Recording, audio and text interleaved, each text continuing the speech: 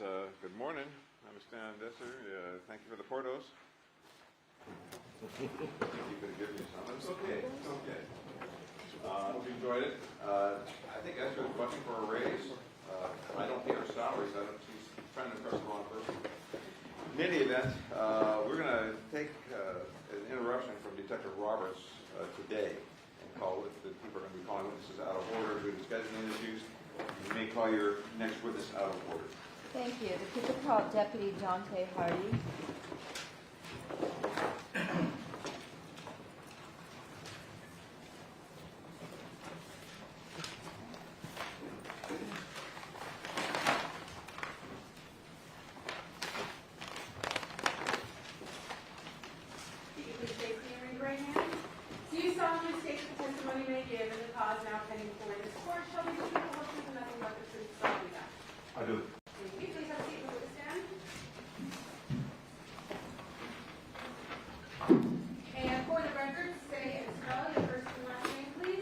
Donte Hardee, Dontaehardy. Thank you. Sir, can you tell us how it is that you're employed, please, if we didn't know already from your uniform? With the Los Angeles County Sheriff's Department. And where are you assigned? To this building, CCB. Okay. What does that mean? That I'm a deputy sheriff inside of the criminal courthouse, the Clara Shortridge Folks Criminal Justice Center. This building? Yes. And what are your duties here as a assignment to the courthouse? I'm assigned to PM shift lockup, which is from 12 p.m. to 2000 hours, which is 8 p.m. And we oversee the care for the inmates. Okay. So you're responsible for the security in the courthouse? Yes, ma'am. And I want to ask you, how many years have you been so employed by the Sheriff's Department? 17 years. Back in 2018, June of 2018, were you working also in this building? Yes. In the same capacity that you are now? Yes. Okay. And on the date of Thursday, June 28th of 2018, were you responsible at approximately 8 a.m.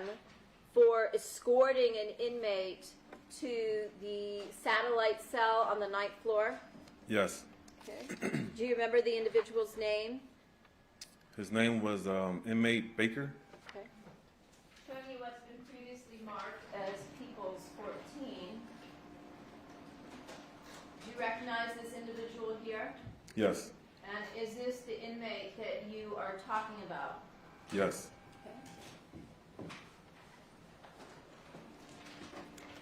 Is there a standard procedure that's followed with respect to any property that the inmates bring out with them from their respective custodial facilities run by the sheriff to the court? Yes. And what is that? We search out their property and their person. Why do you do that? For the safety of ourselves and the safety of the other personnel and the inmates that are in the lockup. Okay. And did you find anything when you searched the inmate Robert Baker on June 28th of 2018? Yes. And can you describe what that was, please? It was a manila folder and a clear toothpaste container. Inside the manila folder, what, if anything, did you find? He had various papers in there. And also I don't recall everything. All right. Your Honor, I have 3 photographs relating to this evidence, all dated June 28th of 2018. Lower left-hand corner has the numbers 1 through 3 respectively. May they be marked, please, collectively as People's 228? Yes. Thank you.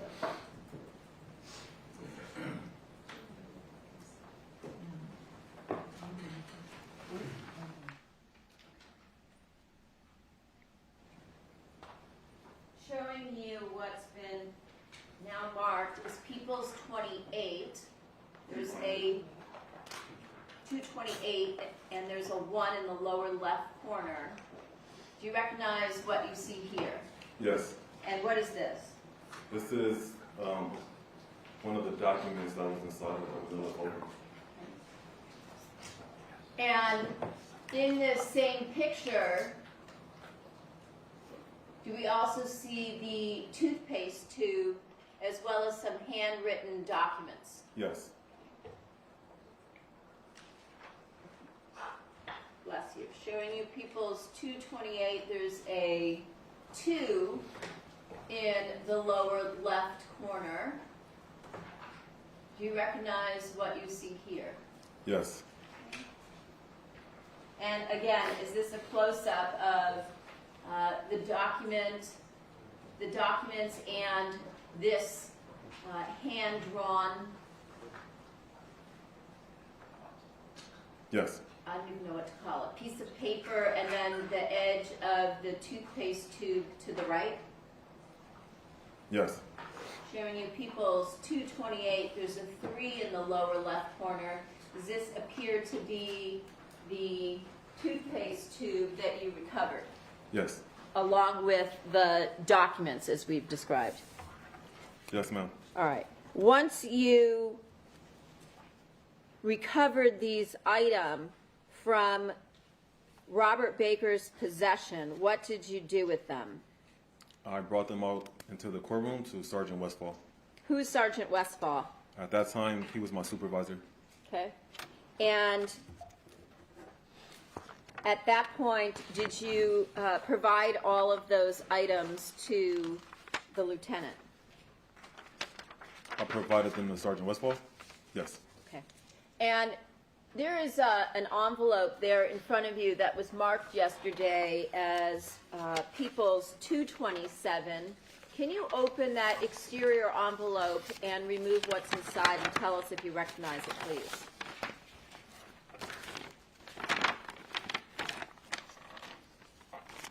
Yes. And how is it that you recognize People's 227? This was the manila folder that I recovered from inmate Baker. And is there some writing on the exterior of that Yes. envelope? Yes. And does it have information on the exterior of the envelope that you recognize? Yes. And what is that? This is our earn number. Your what number? This is our department's earn number. So this is how we URN number? Yes, ma'am. What's a URN number, an earn number? It's how we track our reports and our evidence. Okay. So is that a unique number that would track the evidence in a particular case? Yes. Okay. And is that URN number 9-18-00363-4016-184? It's 918-00363. Yes. Okay. And if you could go ahead, do you need gloves? Yes, ma'am. Yes.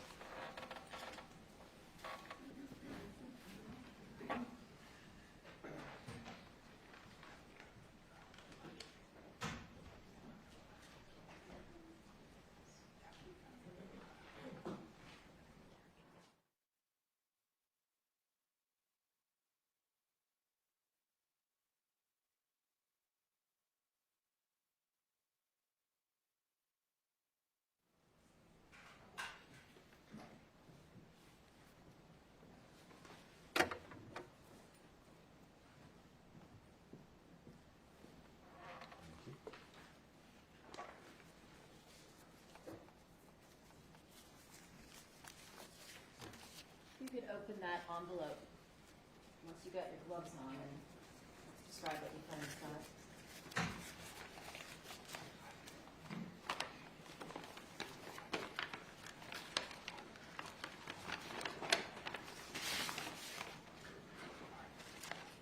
There's an evidence property bag.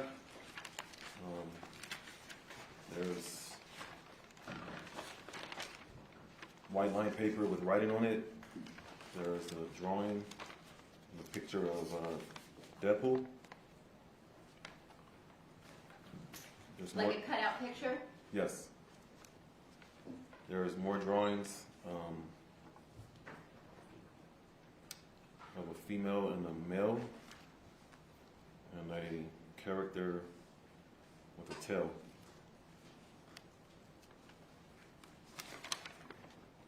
Oh, no need. Thank you. And then how many, other than the drawings, looks like there's also a drawing on the back side. Yes. What is that? It appears to be a penis. And approximately, or if you could count for us, how many pages of paper, it looks like writing, handwriting on, in pencil on both front and back?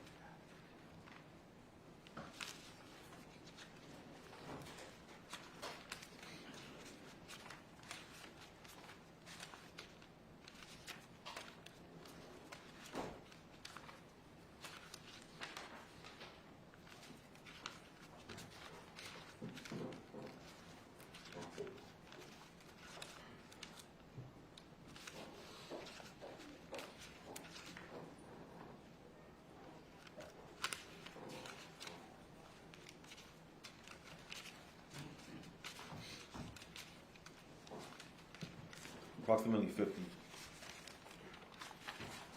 In addition to the two-sided paper with the drawings? Yes.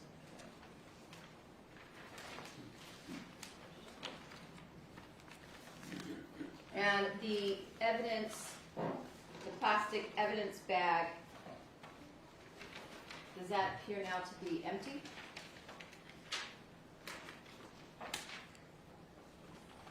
There's a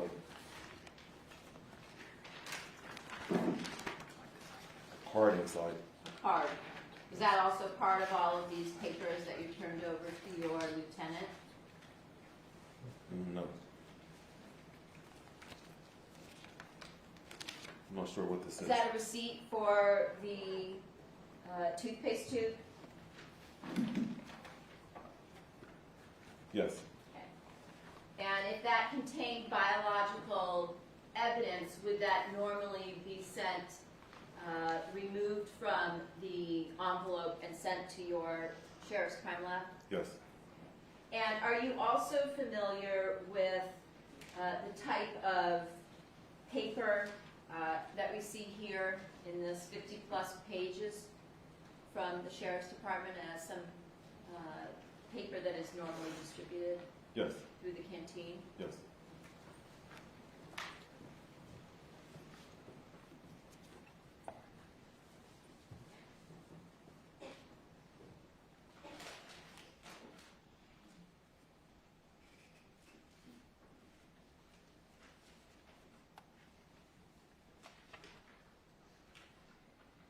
Showing you the front.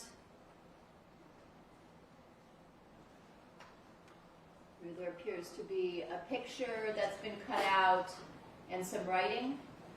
Yes. Okay. And what does it say here? Bigger, longer, and uncut. Just like my man. I'm grinning. Grinning. And then some word M-U-A-H Yes. with a drawing of a woman's Lips. lips and colored in with a red pencil, it looks like. Yes? Yes. And on the back, the cutout picture, you said this is Deadpool. Yes. And then some more writing here on the back side. Yes.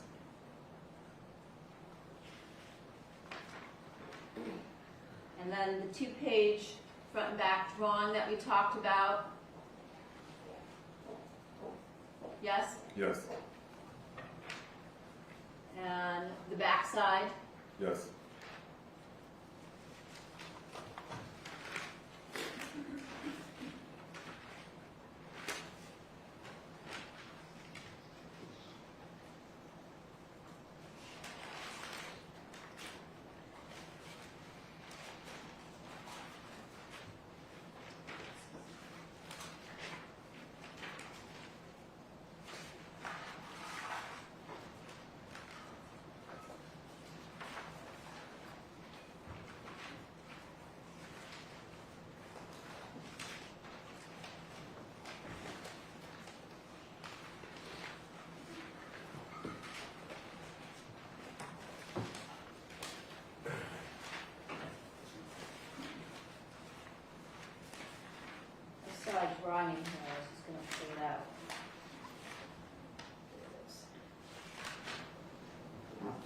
Also on one of the pages, the handwritten pages, there appears to be some kind of a drawing at the bottom.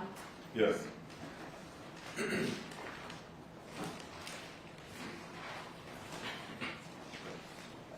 going to return all of these to you for replacement into the sheriff's envelope.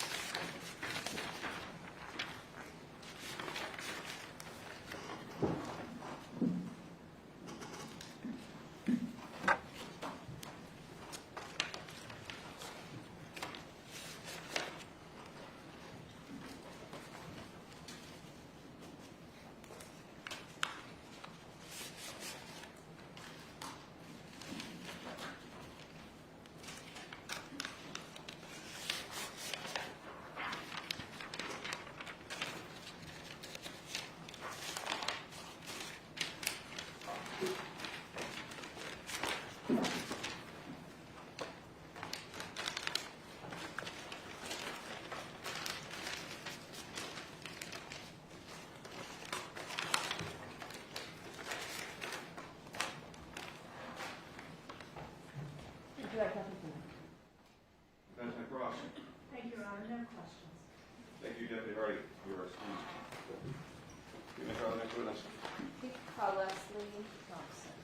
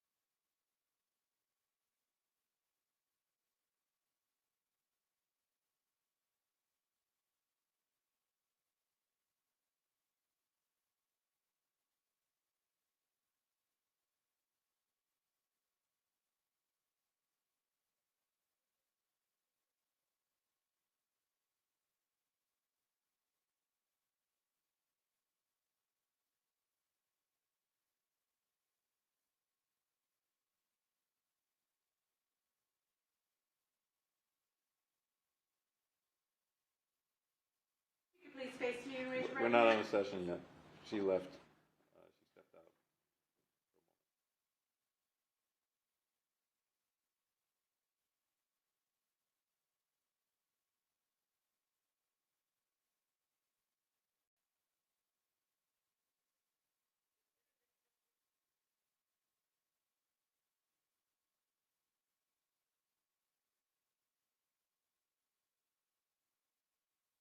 Raise your right hand. Do you solemnly state that the testimony you may give in the cause now pending before this court shall be the truth, the whole truth, and nothing but the truth, so help you God? Thank you. Thank you. Please have a seat in the witness stand.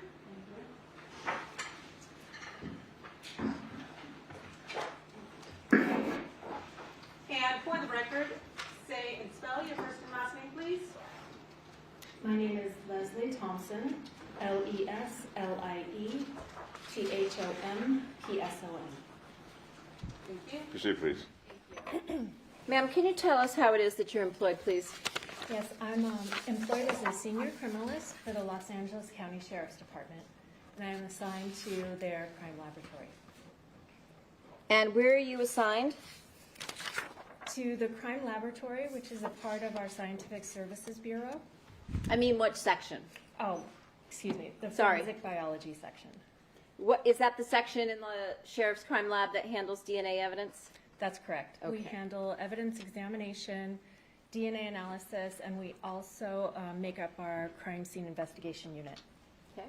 And how many years have you been there? I've been with the Sheriff's Department, it was 16 years last November, and previous to that, I was with the California Department of Justice for approximately 4 years at their Richmond DNA laboratory and their Riverside Crime Laboratory. Tell us a little bit about your education and training, if you would, that qualifies you for your position as a senior criminalist assigned to the DNA section. Sure. I have my degree from the University of California at Berkeley in molecular and cellular biology, which is basically biological chemistry. I also, within the Sheriff's Department, completed a 1.5-year-long training program for forensic biology, which consisted of lectures given by senior staff members. I attended courses given by the California Criminalistics Institute. Some of the course titles were DNA extraction and quantitation, STR and DNA analysis, and population genetics and statistics in DNA analysis, to mention a few. My training also included approximately 40 data analysis sets, 20 laboratory experiments, 6 laboratory examinations, 4 written examinations, and 4 oral examinations. And do you now also teach others in various areas relating to DNA analysis and serology or biology? Yes, I do. And approximately how many samples would you say you've processed using various DNA typing techniques over the years?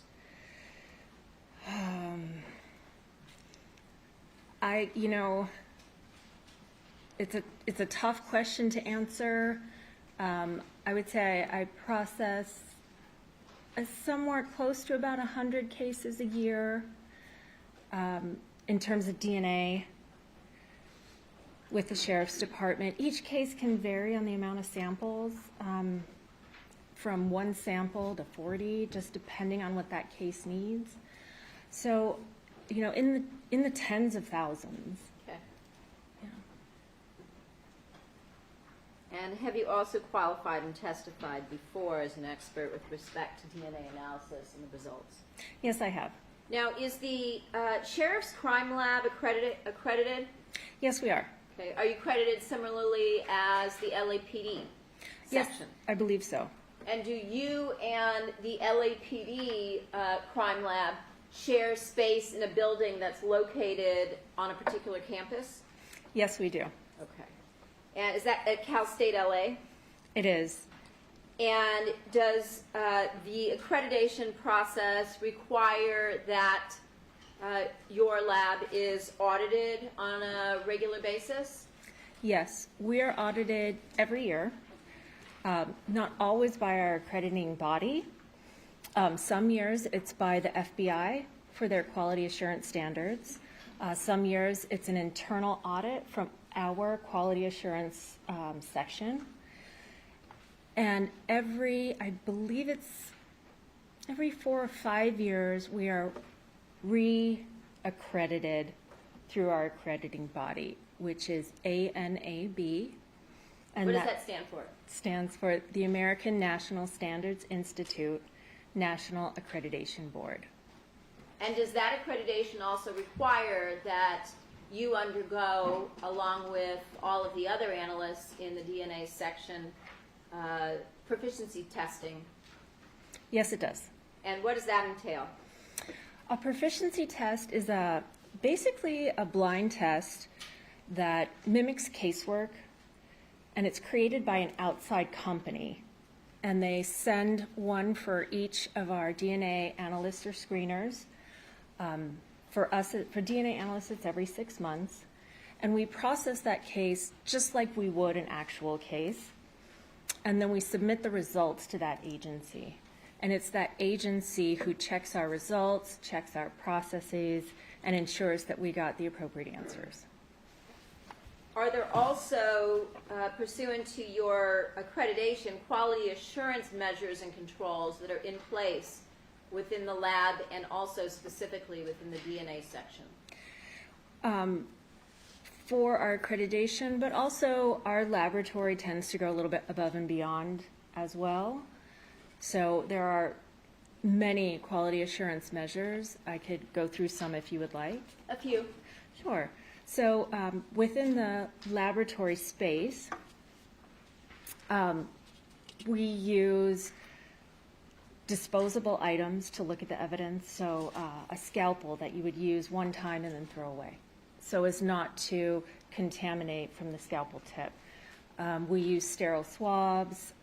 Between each item of evidence, we bleach down our entire area, put up butcher paper. We wear a lab coat, mask, and gloves, and we change those gloves regularly. We examine forensic unknowns or evidence items in a separate space and a separate time from examining reference samples. And a reference sample is a sample from a known individual who may be involved or related to the case. So those are examined completely separately and processed separately to avoid even the sort of possibility of some sort of cross-contamination. And does your lab also have, just as the LAPD side of the lab has, a computer program that automatically checks for cross-contamination by analysts, that includes analysts' DNA samples within the program? Yes, we do. And we also have an additional program that checks not just our lab personnel to the sample, but samples to ensure that, you know, everything worked appropriately, there was no contamination, and these results are accurate and acceptable and reliable, and we can report them. And is there also a peer review process in place? Yes, there is. So all of your work gets reviewed by a supervisor, the raw data that comes off the instrumentation? Yes, it does. It actually gets reviewed twice. It gets reviewed by an analyst of equivalent training. So since I'm trained in DNA, it would be an analyst who is also trained in DNA to ensure that we followed our quality assurance written down standard operating procedures, that we performed all the lab work as expected, that we recorded everything, that we were transparent, and that they agree with our results. Okay. And then once that review is complete, then the entire file again is reviewed by the supervisor.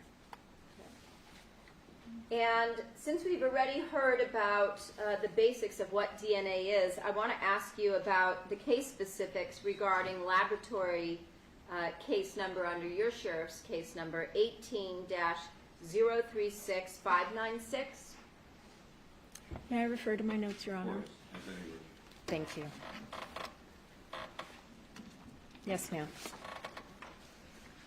And does that pertain to some evidence that was delivered to the lab under LASD URN number 9-18363-4016-184? Yes, that's correct. And what was the evidence sample that was sent to you for analysis? I received a toothpaste tube containing an off-white substance. Is that what we see here on the overhead projector in People's Exhibit 228? That looks very much like the toothpaste tube I received. However, that's not the photo I took Yes. of my evidence item. Your Honor, I have an additional laboratory photo of what's in 228 along with some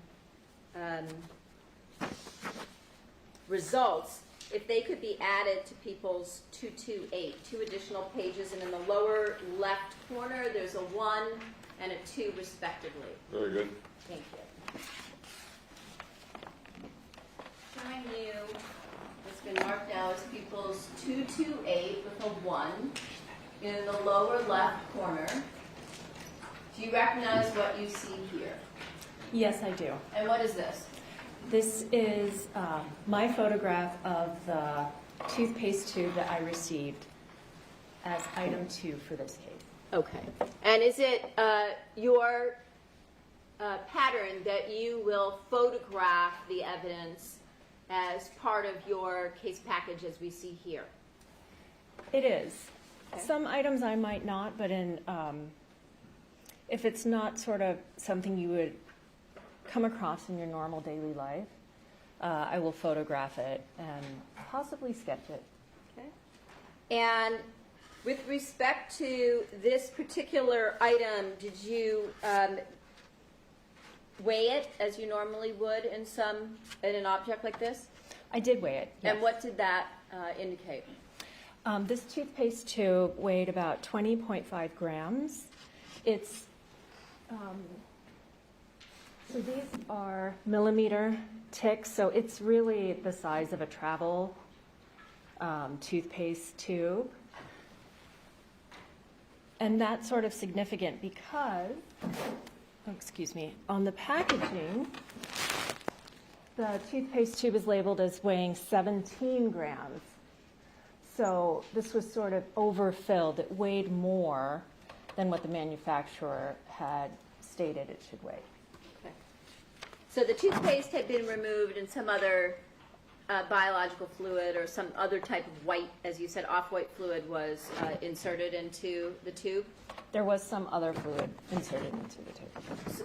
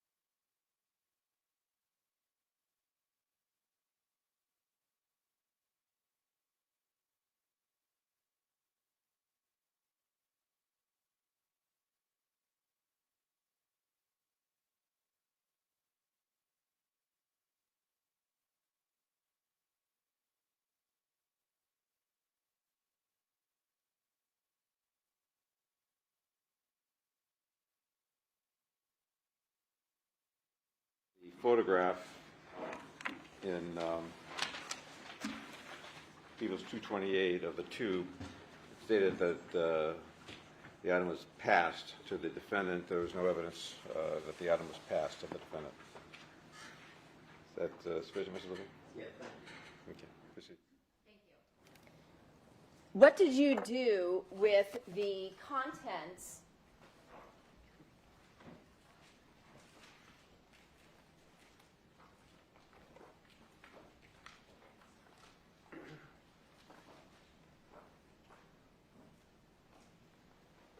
of that toothpaste tube? I performed some biological testing on that.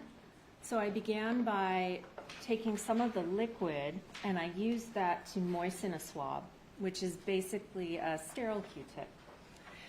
And then I tested that Q-tip. I performed a presumptive test for seminal fluid. It's basically a chemical color change test. So you add certain chemicals, and if seminal fluid may be present, they will turn a purple color. So I performed that test on the swab with the liquid, and it did in fact turn purple. Okay. So that indicated to me that I needed to do more testing because there are some other substances that will give you a positive chemical color change test. So the idea is that if you get a negative, you know that the substance you're testing for is not present, and you can move on to something else. But if you get a positive, now that gives you the indicator to test more definitively for the substance you're looking for. Let me ask you a question. This color change test, we've heard testimony in this case regarding blood evidence. Is it a similar chemical test to one that would be utilized by experts such as yourself to test for blood? A similar type color change test? Yes, the exact chemistry is slightly different, but the idea is the same, is that when certain components in the fluid we want to find are present, they will create a visual change in that chemical, and that will indicate that that fluid could potentially be present in whatever the stain it is that you're testing. So once you got that presumptive positive result for semen, what did you do at that point to confirm? That led me to create a microscope slide from some of that liquid, stain it. So I added some of that liquid to a glass slide. I allowed it to dry. I added certain stains that would color the different cell types, and then I visually looked for sperm cells using a microscope within that liquid. And I did, in fact, find a large amount of sperm cells within that liquid. Is there some type of rating system that you use based on the volume of sperm cells? There is a grading system. It's not very defined, but if you can find a multitude of sperm cells in each area, because you aren't able to look at the entire stain in one shot, you have to move the slide around to view the entire stain. So in each viewing, if you can see a multitude of sperm cells, we would rate that as a 4+, which is the highest. And then 3+ would be a little bit less, and maybe not in every viewing. That's a 3+, and a 2+ would be less, and in some viewings, and so on as it goes down. So this particular slide rated as a 4+. And once you looked at it under the microscope, what is the next step that you did? So the next step was that I wanted to perform DNA analysis on the fluid with the sperm cells in order to obtain the DNA profile from that sample. And so subsequently, did you do that so that you could proceed through to the DNA process? Yes, I did. Okay. Also, subsequent to that time, did you receive a reference sample for an individual by the name of Robert Baker? When we say reference sample, again, we're talking about a known sample. Correct, and yes, I did. And did you receive that from Randy Zepeda, who works in the DNA section of the LAPD's crime lab? Yes, I did. And is he someone you've known for years from your work in the lab? Yes, he is. Bless you. He might have even been in one of my classes. Okay. And what was the form of the sample that you received from Mr. Zepeda? It was basically a sterile swab as well. It's called a Bodie swab, and Bodie is just the name of the company that makes these swabs. It's a buccal swab, correct? Correct. And what is a buccal swab? A buccal swab, it's simply, a buccal is a epithelial or non-sperm cell. It's called a buccal or buccal. And those line the inside of your cheeks. And so in order to collect this type of a reference sample from a swab, you would put it in your mouth and rub it on the inside of your cheeks on both sides. And in doing that, the swab would absorb cells from the inside of excuse me, from the inside of your mouth. Now, we've heard about the some of the steps in the DNA testing process. What testing kit did you employ in this case? Our lab has Fusion 6C validated for use. Okay. And is that the same testing kit that's utilized on the other side of the lab by the LAPD? Yes, it is. Okay. So you went through the same steps that they would go through, including the extraction, the quantitation, amplification, and then the analysis and detection, correct? That's correct. However, Exactly. However, I don't know what types of samples that were looked at LAPD, but there's a specific type of extraction that's just for when you have a sample where you suspect there are sperm cells present. And LAPD has the same type of extraction, but I don't know if they performed, it's called a differential extraction. I don't know if they performed a differential on any of their samples. I don't know their case. But because I identified sperm cells in this sample, I did perform a differential extraction. Okay. And what does the differential extraction process do? So ultimately what it does is it's able to separate sperm cells from non-sperm cells. So it takes this sample, and in this case, I put some of this liquid on a swab and put the swab in a very small sterile tube to begin DNA analysis.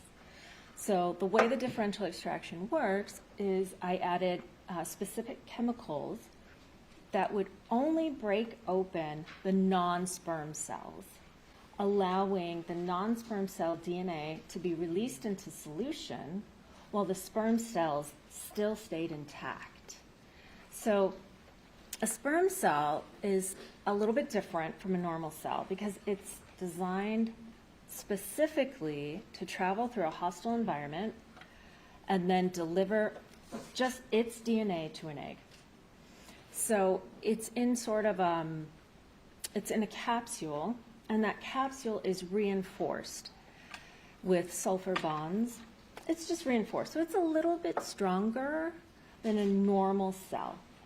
And we take advantage of that. And we're able to add those chemicals that will burst open the normal cells, but leave those sperm cells intact. Okay. Once we do that, we're able to take the liquid that has the non-sperm cell DNA away from the sperm cells. And now we have two samples. We have a sample that consists of non-sperm cell DNA and a sample that consists of sperm cells that now we can add special chemicals to that will allow us to break the sperm cell capsule open and release its DNA. So we've created two different fractions or portions or samples from the one. And it's not exact. It's more of we're concentrating in this one sample the non-sperm cell DNA, and we're concentrating in the second sample the sperm cell DNA. And that's the differential extraction is a standard process utilized by crime labs around the world. Around the world. In order to separate out, if you have a sample that you suspect contains semen, sperm cells, from the epithelial or the non-sperm cell fraction, correct? That's correct. All And right. it's used because normally when you have a swab and you're looking for the semen, it's from a part of someone's body, and usually a mucous membrane, like the inside of your mouth or the vaginal canal. And those mucous membranes produce a lot of cells throughout the day. And so those swabs would contain a lot of non-sperm cells. And so that could potentially overwhelm the sperm cell DNA profile. So we have a better chance of seeing everything that's there if we're able to separate the two and then perform DNA on each one individually. Okay. So did you issue in this case a DNA report regarding what you did, your analysis, and the results you obtained that was dated September 15 of 2018? Yes, I did.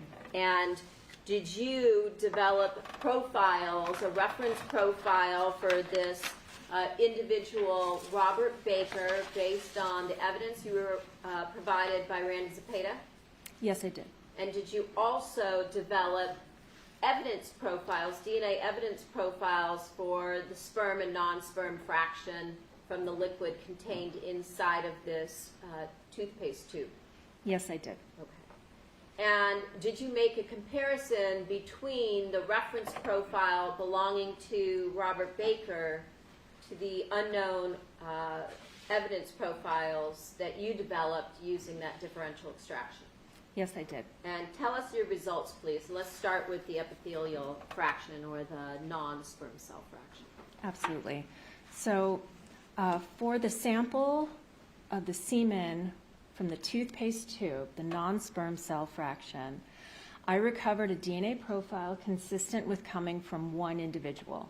So it was a single source profile. And Robert Baker was included within that profile. I also performed some statistical analysis which will give meaning or weight to that inclusion, if I may. Yes.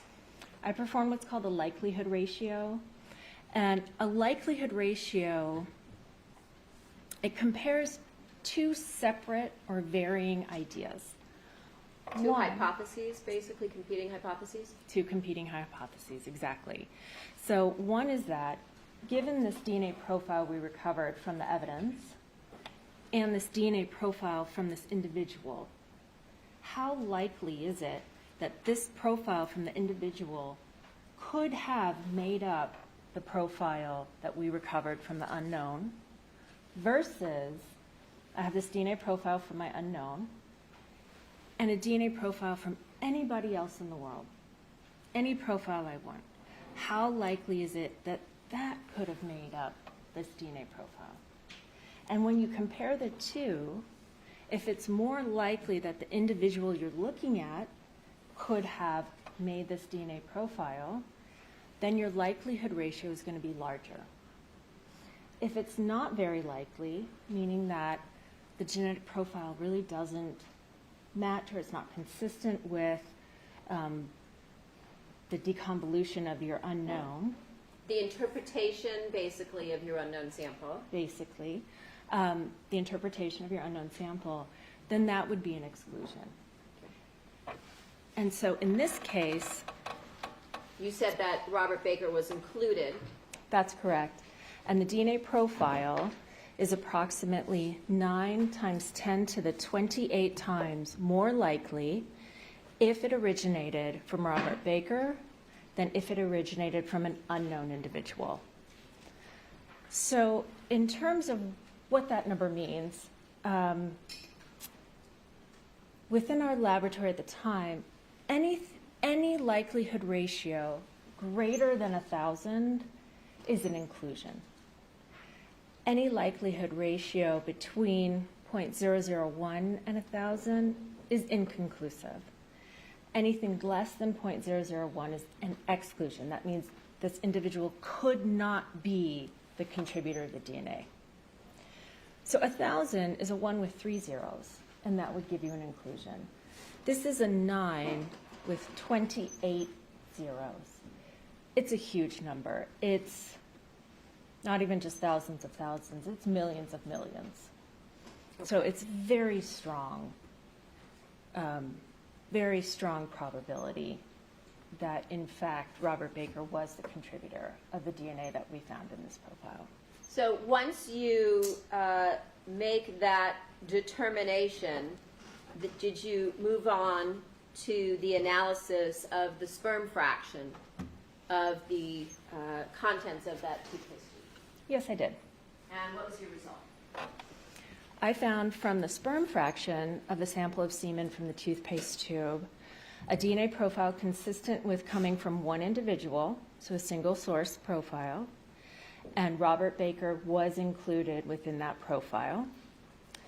I performed the same type of statistical analysis, and the DNA profile from the sperm fraction of the sample of semen from the toothpaste tube is approximately 9 times 10 to the 28 times more likely if it originated from Robert Baker than if it originated from an unknown individual.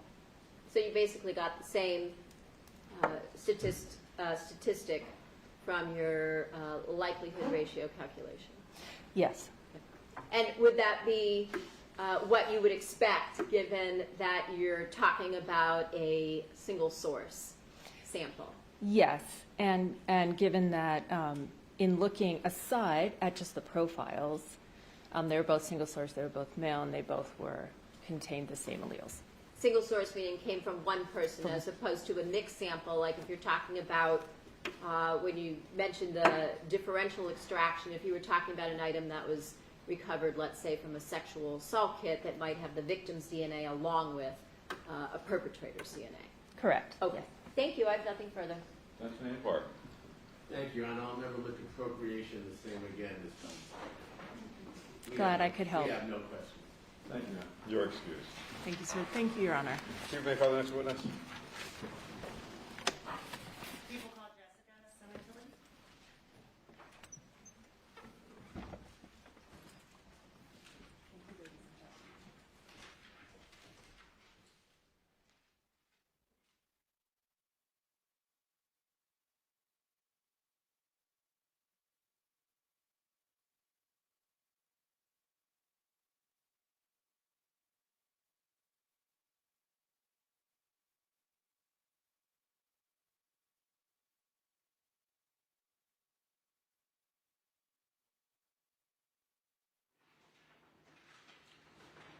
If you could please face me and raise your right hand.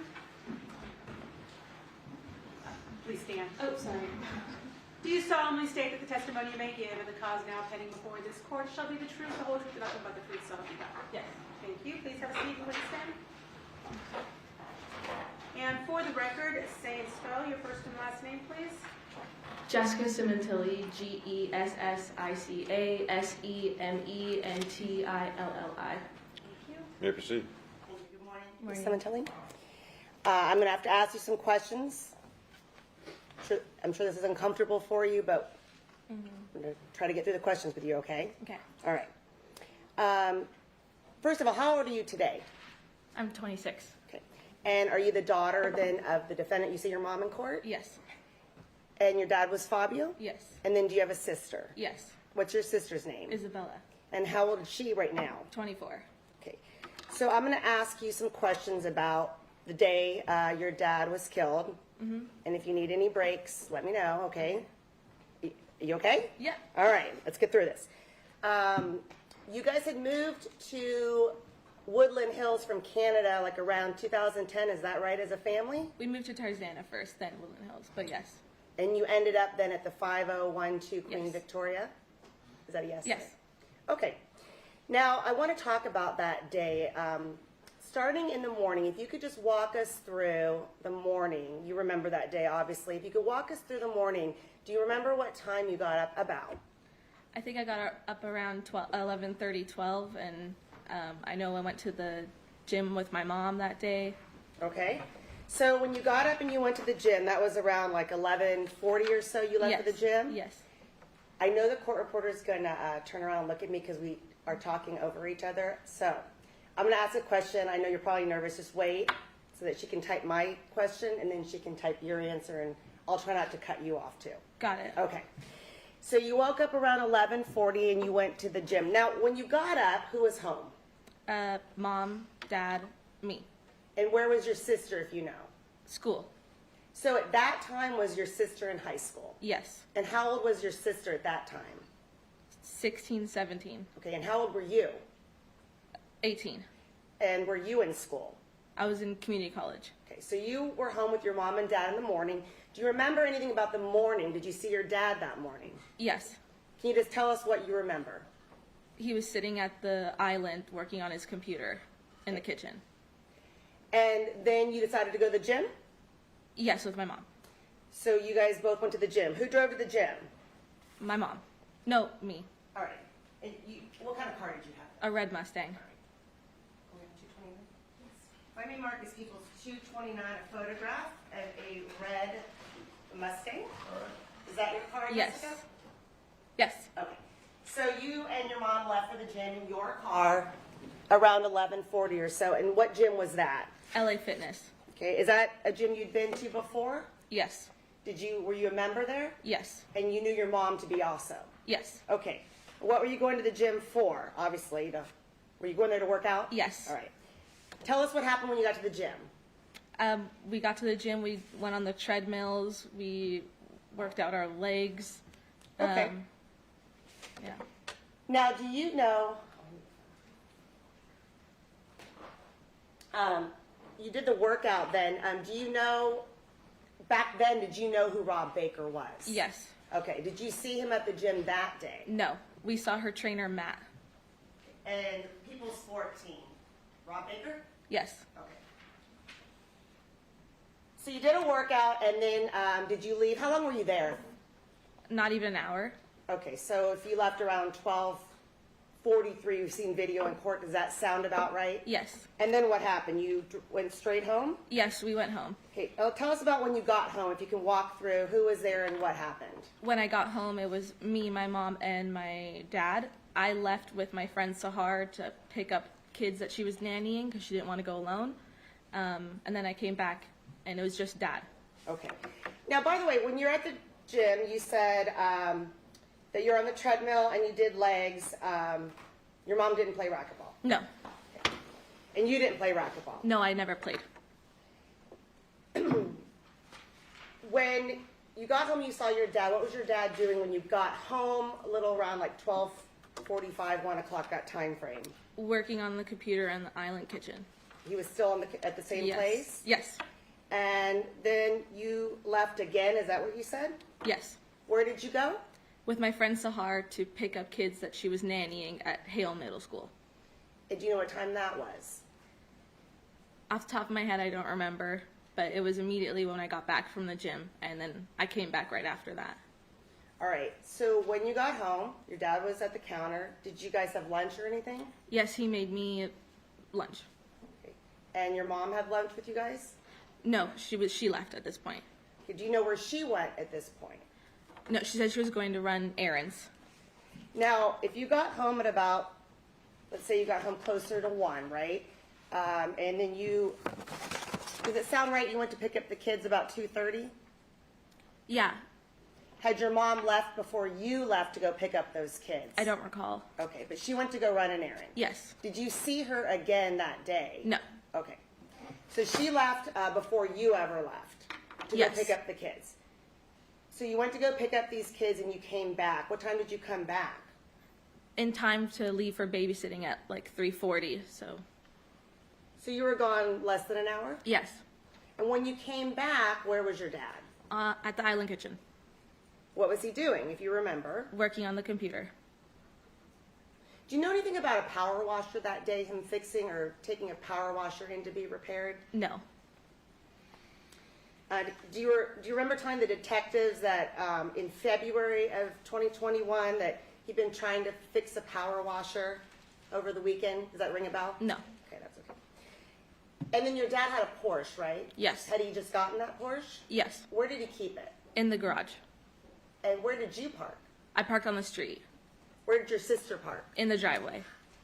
What did your sister drive at that time? A red Fiat. And then what was your mom driving during that time? Either the Fiat or Dad's old truck. Is that the F-150? Yes. Okay. And by the way, when you come and go from your house, how do you exit your house?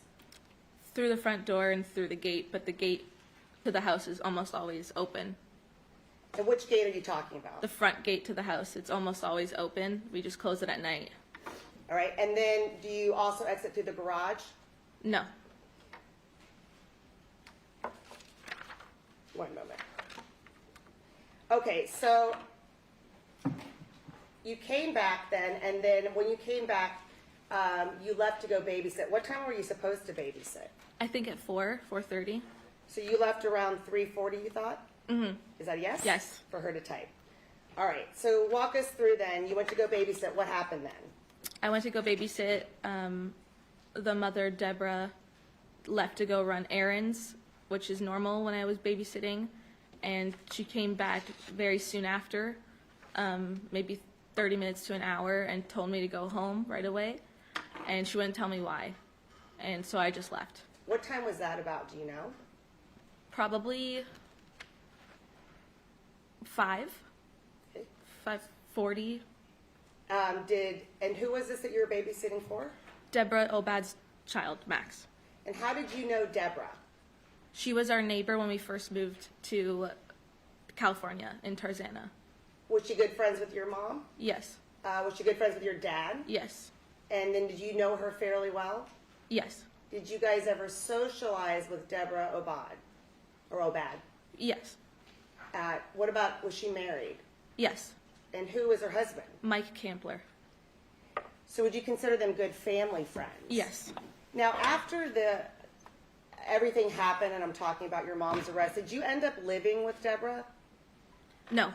Did you ever stay with her? Yes. And how long did you stay with them? A night or two. Okay. All right. So that night then, on January 23rd, 2017, after you're babysitting at Deborah's, you haven't been there very long, she comes back and tells you, what, you need to go home. Yes. Did she appear to you worried, upset? Yes. Okay. Did you ask her why or what's going on?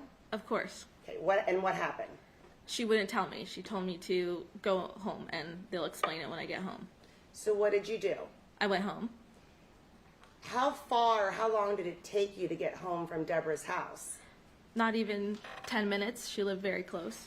So shortly, would you say after 5 you arrived home? I think so. I'm not sure.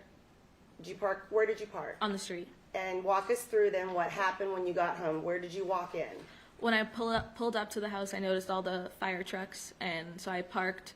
I walked towards the house. I noticed the garage door was open, which was not normal. And I walked to the garage. All the firemen are there, and one of the firemen just said, "Your dad's dead." First thing I heard, and I walked inside. They told me not to look outside or look at the kitchen, and I didn't. I kept my head down, and I walked into our dining room, which was adjacent to the kitchen. And Mom's in shock, and Bella's not talking, and no one's telling me what's going on. Okay. I'm sorry to go through this again. We'll try to get through this. The firemen told you that outside? Yes.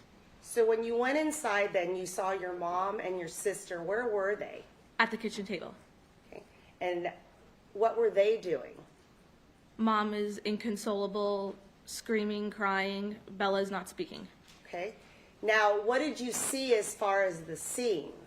I didn't see anything. I kept my head down, and we were in the living room, or the kitchen table, the dining room. There's nothing to see there. Okay. Did you see some blood in the house? We won't talk about outside. On the floor, I saw a little bit when I Okay. kept my head down. Did you see any on your mom? No. Did you tell the police that you'd seen blood on her hands? No. You didn't tell the police that? I don't know. Oh, okay. I don't think so. Would looking at a transcript refresh your recollection on that, possibly? Okay. Sure. Okay. And I'm going to move on while I'm talking to you. What did you do then when you sat down?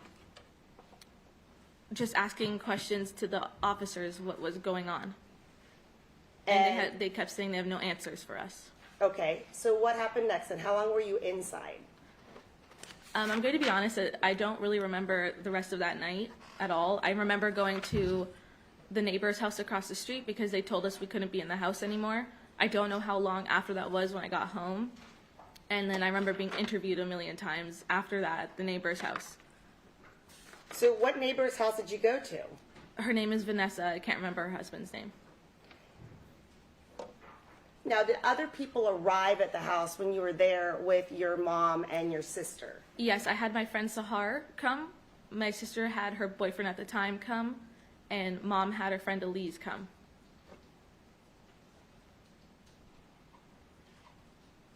One moment.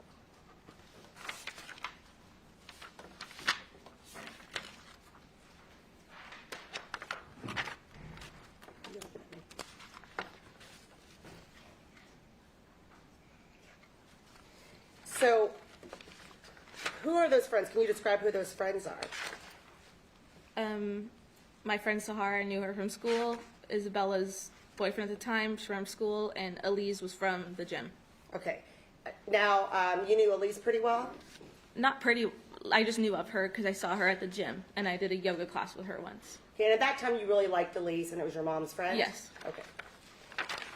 What happened then as far as when you went across the street, what happened? I was interviewed by the detectives that were Okay. there What did they ask you? to run through the day and questions about, What had happened? Yes, What yes. you'd done that day? yes. Okay. Now, did you ever have any like crisis team people come and talk to Yes. you or anything like that? Yes. When did that happen? At the neighbor's house. After that, did you ever do any counseling or any kind of therapy, anything like that to date? I didn't, Isabella did. Did you just choose not to? Correct. You didn't want to do it? Right. Okay. Now, before you went to your babysitting job, do you remember your mom just texting you, don't be late, and kind of going back and forth with that? I don't remember it happening that day, but she always did that. Texted you about your babysitting appointments? If she knew about them, yes. Okay, so she knew you had a babysitting appointment. Maybe. I don't know about that day. Sometimes she knew, sometimes she didn't know. Well, if she texted you, don't be late for babysitting, then... But I'm saying I don't know if she texted me that day. Okay. If she did, then she knew, but Okay. I don't remember. Typically, it's something you told her. Not typically. Sometimes yes, sometimes no. Okay, so... One moment. And your friend Sahar came over then when you were across the street with the neighbors? Yes. Now, where did you sleep that night? At Deb's house. That's Deborah Obad? Deborah Obad. Obad. All right. I want to ask you some questions then about your video surveillance system. Mm-hmm. So you had a video surveillance system in your house, right? Yes. And that was cameras that were hooked up around your house? Yes. Now, do you know if those cameras were working during the time frame of January 2017? Yes. They were working? To my knowledge, yes. So inside your house, you had a monitor that sat on the kitchen? It was inside the garage, right outside. Once you open the door from the kitchen, on the right-hand side, there was the monitor there with the VCR for the cameras. Okay, so I'm talking about the actual screen where you It could was in the see- garage. And did you have it in the kitchen at one point on the counter? Not that I remember. Okay. And in the garage, actually where the Porsche is parked, you had the DVR boxes there on top of that, kind of a white, Yes. like a refrigerator or a cabinet or Yes. something? And the monitor was on top of that. When you knew that the monitor was on top of that? Yes, that's where we went to go look for the cameras. It was never inside the kitchen that I remember. It was always inside the garage, the monitor. Okay. I'm going to show you a photo in a minute. I'm talking about in your kitchen, there's a counter, and then there's a big monitor. You don't remember that being in your kitchen? No, I remember maybe at one point it was, but I remember that most of the time it was in the garage. Okay. Was that after, are you remembering that after the murder happened, it was put in the garage? No, because it was gone at that point. So no, it was before. At some point it was in the garage. Maybe at some point it was inside the kitchen, but Okay. Do you recall being able to view your cameras when you're in your house or your garage, wherever Yes. you believe it to be? You could view the camera footage from the outside around the house. yes. Okay. So then the day of this, as far as your DVR system, did you have access to it on your phone? No. Do you know that you could access it from a phone? Yes. Did your mom have access to it on your phone, on her phone? Both mom and dad. And how did you know that? Because when they came to set it up sometime in 2016, I was there, so I heard them talking about the app that it was connected to. You heard who talking about it? The person setting up the cameras. And who is he talking to? Mom and dad. Okay. You remember your mom and dad being there? Yes. Okay. And he was explaining how to set up the cameras on your phone to view it on your phone? Yes. Okay. Did your mom then ever talk about being able to log in from her phone to view the cameras? Sure. Yes. Okay. So, I mean, had there been a time where she saw you on camera and commented to you that she saw you come in or leaving or something like that? No. Okay. She just had mentioned that she could view it. Yes. Okay. Now, as far as that system, after this happened, you never, to your knowledge, set up a new camera system, right? Meaning you never reinstalled them, plugged them in, got the cameras working again. Correct. Okay. Did you ever, to your knowledge, get the cameras working again or plugged in again or whatever, a new DVR box? No. Now, did that make you concerned knowing what had happened in your house? No, because the detective said that it was a knock-knock burglar and they wouldn't do it again, so I wasn't worried. So you weren't afraid? No. Okay. What about going on the back patio? You said the day of it, you didn't go out there and you didn't see your dad, right? Correct. Now, did it concern you at all about the back patio or going out there, anything like that? After the fact? Yes. No. You weren't concerned? No, I felt close to my dad when I sat outside there. Okay.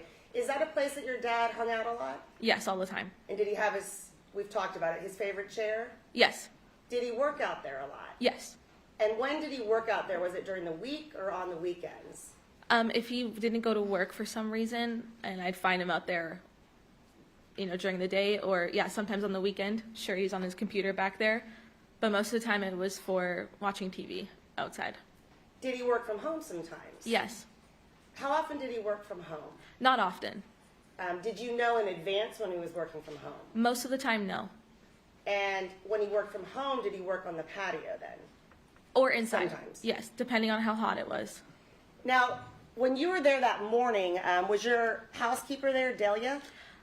I've been, I know that she's there from transcripts and things I've seen, but I don't remember her because I was sleeping. Do you typically see Delia there? Yes. And she comes on Mondays? Every other Monday? I don't know. All right. So, does she come every other week, basically? I did not. I didn't know. Okay. Had your dad then been home for the past every other week on Mondays? Not that I remember. You don't remember? Were you home those days, or do you not remember? No, I was probably out. I'm sorry? I was probably out. Okay. So as far as the alarm system, you never hooked up. What about your alarm system in your house? Do you have an alarm system? Yes. After this murder happened, did you start setting the alarm system? Yes. Okay, did you tell the detectives back in June that you didn't even know how to set it and you didn't set it anymore? I didn't know how to set it, but the people who, like my aunt and my grandmother who came, they would set the alarm. When they were there? Yes. I guess my question is, when you were there with you, your mom, and your sister, did you tell the detectives then in June of 2014 that nobody sets the alarm? Right. Did you kind of get to the point where you, as your immediate family, you didn't set an alarm? Correct. Okay, is there a reason why? No. Had you been setting the alarm before this murder? No. Didn't your dad set it at night? Sometimes, but not all the time. All right. Now, what about being home alone? Did you have any concern about being home alone? I didn't. When you say that, did your sister express concern to you? Yes. And what was she telling you? That she was scared to be home alone and she didn't want to be, so to have us come home. Okay. And at this point now, after the murder, are you and your sister close? Right now, let's say that. Today, yes. Were you close back then?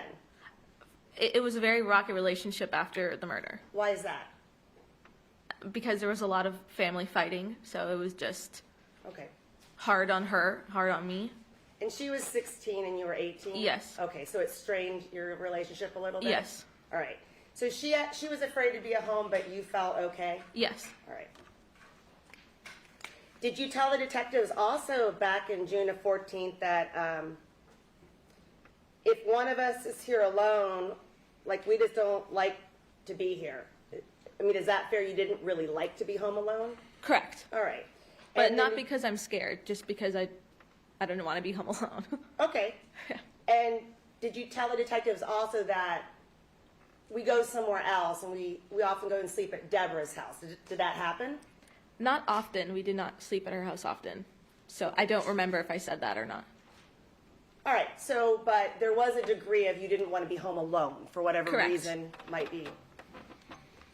I'm going to ask you some questions then about Rob Baker. Now, there was a time before the murder, back in 2016, where you saw Rob in your house, right? Yes. How many times before the murder had you seen Rob in your house? That was the only time before that I saw him in the house. Okay. And can you tell us well, first of all, was there a time when you found him in your mom's bedroom in her bed? Yes. What time frame are we talking about, if you remember? I don't remember the time frame, but I think I was already graduated from high school. I was going to class or I was going to work. So around that time. 2016? Yes. Okay. So in 2016 then, one day, can you explain what you remember happening, how you found him? Yes, I went to my mother's bathroom to take mascara or something because I like to do my mascara in her bathroom. And I didn't notice anything, but when I came out, I noticed Rob in her bed. And what time was that? It was in the morning, so I don't know, 10, 11 a.m., maybe Tell- earlier. Did you tell the police about 7 a.m.? Maybe. Sure. If I was working, then that's 7 a.m. Okay. Not trying to trick you, I just want to. No, I just don't remember. Okay.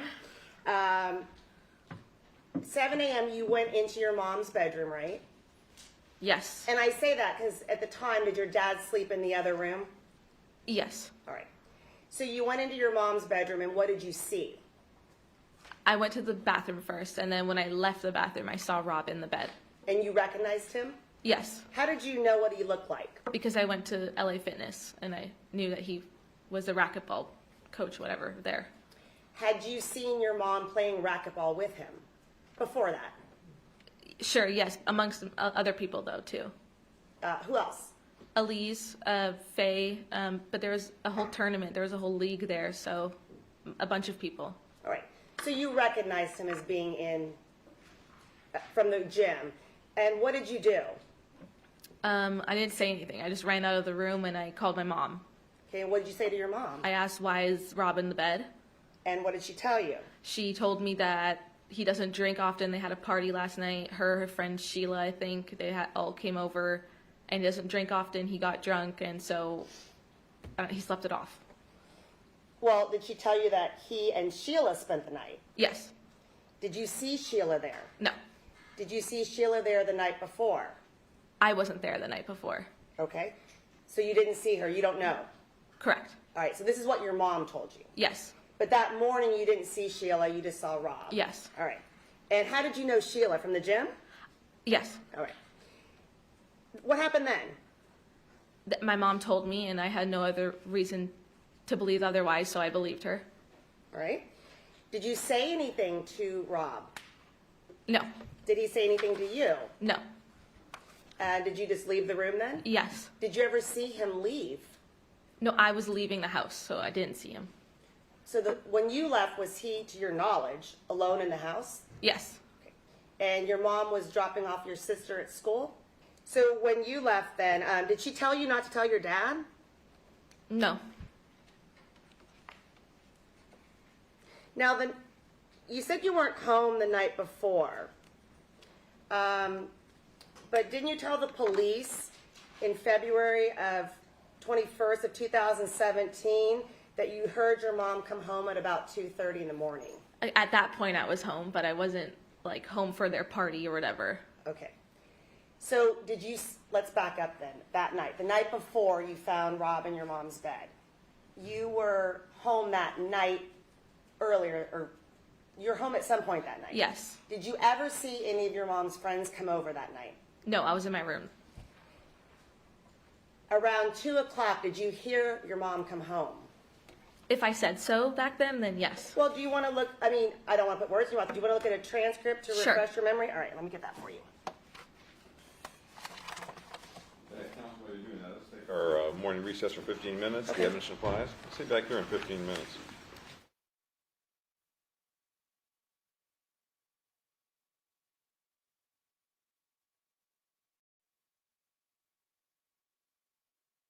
The defendant is present, all counsel present, jury and alternates are present. Ms. Sementilli, you're still under oath, and you may continue, Ms. Ligo. One moment.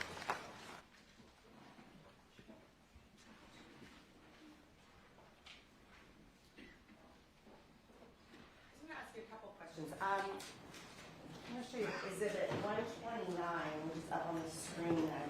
That's the monitor I was talking about. Yeah. Okay, so this is your kitchen, though, right? Yes, that monitor was not always there, though. It was also at one point in the garage. Okay. What point, if you remember, in your mind, was it in the garage? When it first was put in. And then they eventually put it there. So at the time of this incident, it was in the kitchen? Yes. Okay, just clarifying that one. Just going back to a couple questions, and we'll go back. When you were went to the gym with your mom that morning, anything happened at the gym? Any injuries that you recall? No. Okay. Your mom leave with any kind of bloody towel or anything like that? No. Okay. No conversation about that at all? No. Now, I asked you earlier also about when you got to the scene, when you went into the scene, and I'm backing up, I know, and we'll get back to what we were talking about. When you got to the scene, when you went inside and you saw your mom and sister, and I asked you, did you see any blood on either one of them? Do you recall seeing any blood on either one of them?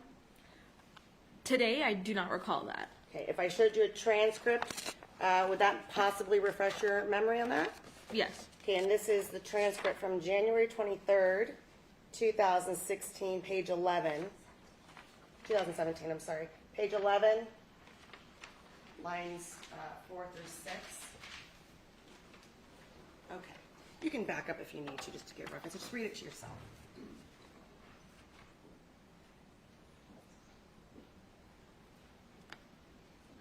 Okay. Does that refresh your memory? Yes. Okay, let's start with your sister. Did you see some blood on her? On her shoes. Okay, and then your mom? On her hands.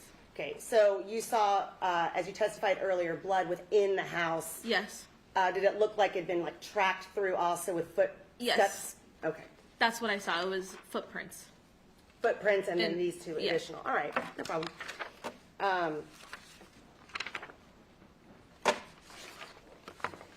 And then one other follow-up. When you talked about leaving the house, you said that you usually left, did you say through the front door? Yes. Now, did you tell the detectives in February that you usually left through the garage? Well, before my dad had the Porsche, we would leave through the garage. Then when he got the Porsche, he wanted that door closed, so I would leave through the front door. Okay, but during your interview in February 21 of 2017, they asked you then how you left, and you were talking about the Porsche, and at that point you said you still left through the garage. This is of 2021? Yes, do you Correct. recall that? Yeah, we don't have the Porsche anymore, so yes, I would go out that door. Okay. Wait, I'm so sorry. 2021? You had an interview with, you had an interview with the detectives, no, on February 21, 2017, I said. Oh, that yeah, wrong. okay. Okay. That's why I got confused. And during that time, they asked you, like, how do you normally leave the house? And you said through the garage. Okay, I left both equally then. Okay.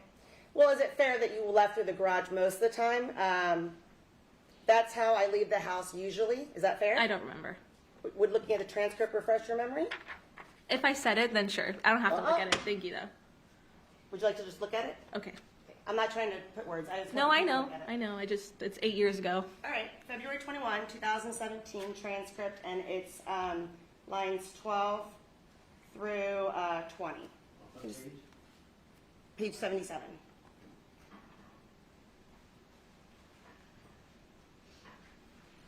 Okay. Okay. Is that fair then? At that time, you usually left through the garage? Yes. Okay.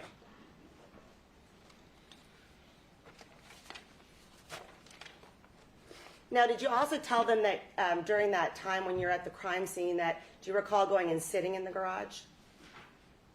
That day? Yes. No.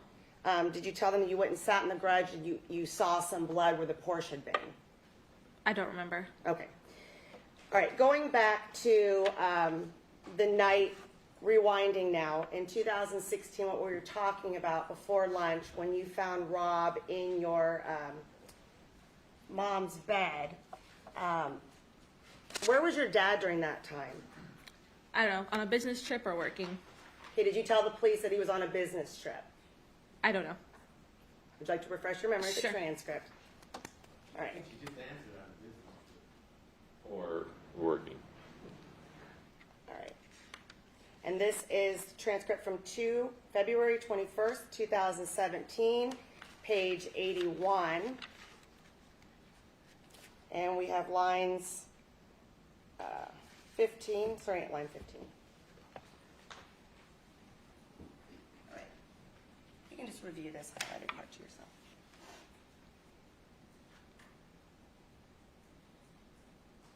Okay. Okay, so the time that you found Rob in your mom's bed, your dad was on a business trip. Yes.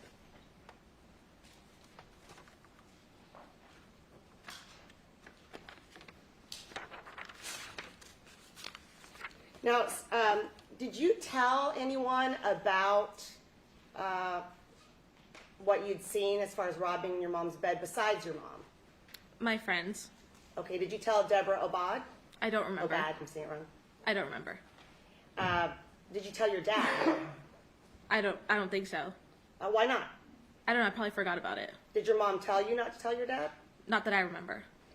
So as far as Rob Baker, then let's talk about what happened then after your dad was killed. Did you start seeing Rob Baker more frequently? Yes. And can you explain what kind of occurred after your dad was killed as far as Rob Baker being in the picture? Yes. I went to a Denny's that was on Winnetka and Ventura with my sister and my cousin, and we asked for a table of 3, and we got sat down next to him, which I thought was a coincidence.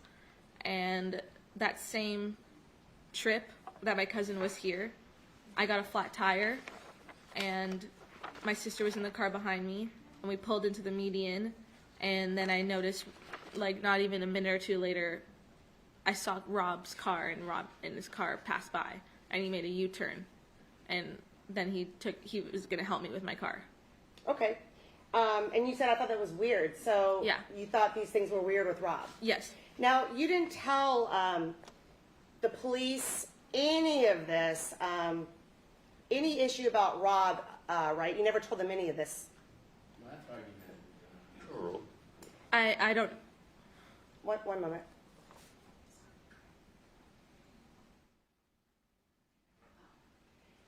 So, sorry, you never told the police any of this back then, and anything about this weirdness, Rob and Denny's and flat tire, you never told them any of that. I- They get to when, Your Honor. It's overruled on that grounds, but you're not asking a question, counsel. Did you ever tell them anything that you're saying in court right now to the police? I don't know. In hindsight, after the fact, it was weird, but I don't know if in the moment I said anything. Okay, so hindsight when you talked to the defense team? No, hindsight, like after being talked to by the detectives and stuff, I was like thinking that it's weird. I don't know if I said anything to the detectives because they might have not even asked me about it. Okay. But you talked about Rob with the detectives. Yes. And in June 14th, you talked to the detectives a lot about Rob, in depth about how much you liked him, right? Yeah, because I did like him at one point. Okay, you called him a close family friend? Yes. You said you knew him really well? Right? Yes. Okay, you said he's been really nice to you since this happened? Yes. Okay. You also responded that he was a really good friend and he was your mom's racquetball coach, right? Yes. Did you tell him that he'd come over all the time? He'd come over for dinner and stuff? I don't remember him coming over for dinner. Would you like to look at a transcript to refresh your recollection? And the question actually is, did you tell the detectives that? I don't remember. Okay, I'll show you a transcript. And this is the June 14th, 2017 transcript, page 25.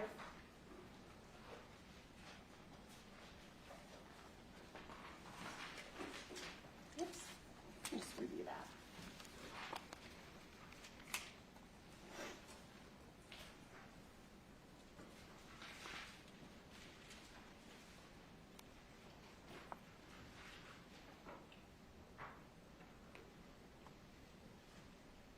You remember your first? Yes. Okay.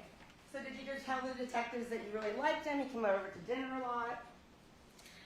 He did not come over for dinner a lot. He did maybe come over once or twice. I remember a dinner when my dad was there, but that's the only one I can recall.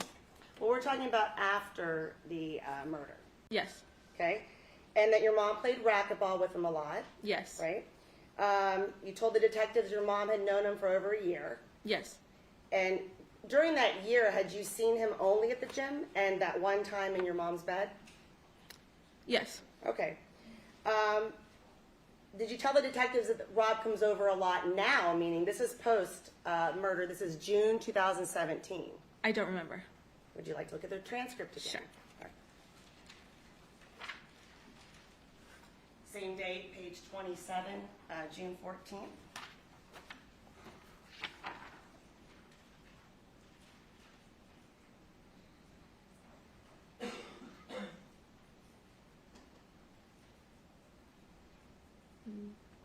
Is this the right one? Yeah. Does that refresh your memory?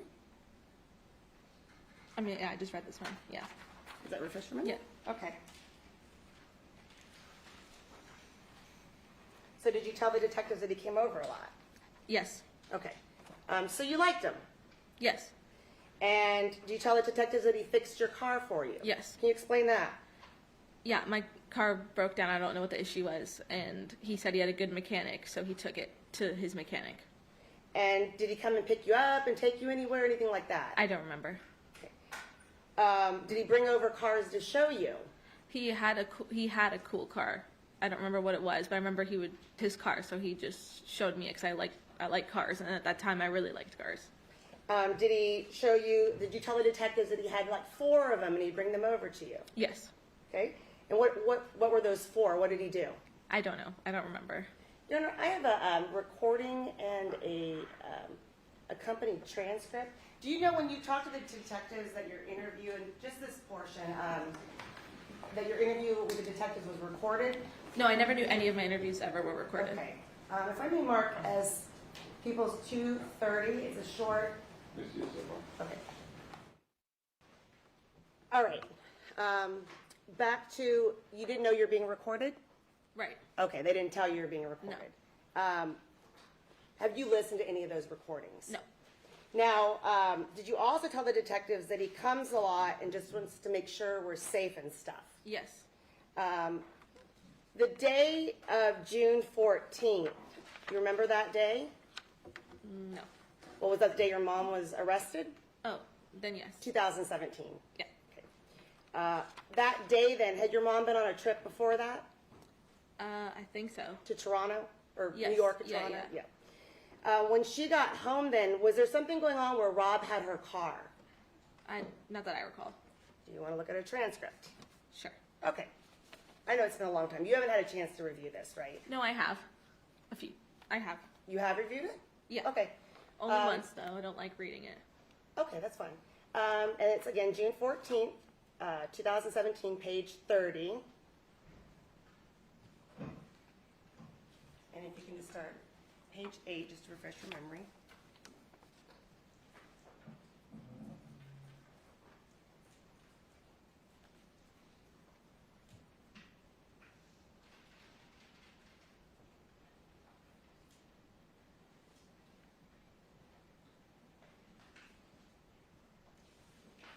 Okay. Do you want me to? Is that, no, that's okay. I think this was the next, we went into this page, is that enough?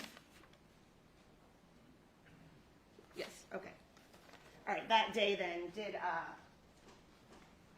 your memory refresh, did Rob have your mom's car? Yes. Okay, and why did he have her car, do you know? I think he was taking it also to the mechanic. Okay, so he helped you out with getting the car fixed and things of that nature? Yes. And then the detectives asked you for Rob's cell phone, right? Is that a yes? Yes. And you had his cell phone number in your phone? I don't remember. I think I did. You know I'm going to come back right now. Right? All right, would refreshing your memory help? Yes, he had my number. All right, but you don't remember what that number is? Yeah, Off the top of your I head, don't I'm know sure. his number. All right, if I could approach. And this is page 32, June 14th. All right. There you go. Just a second.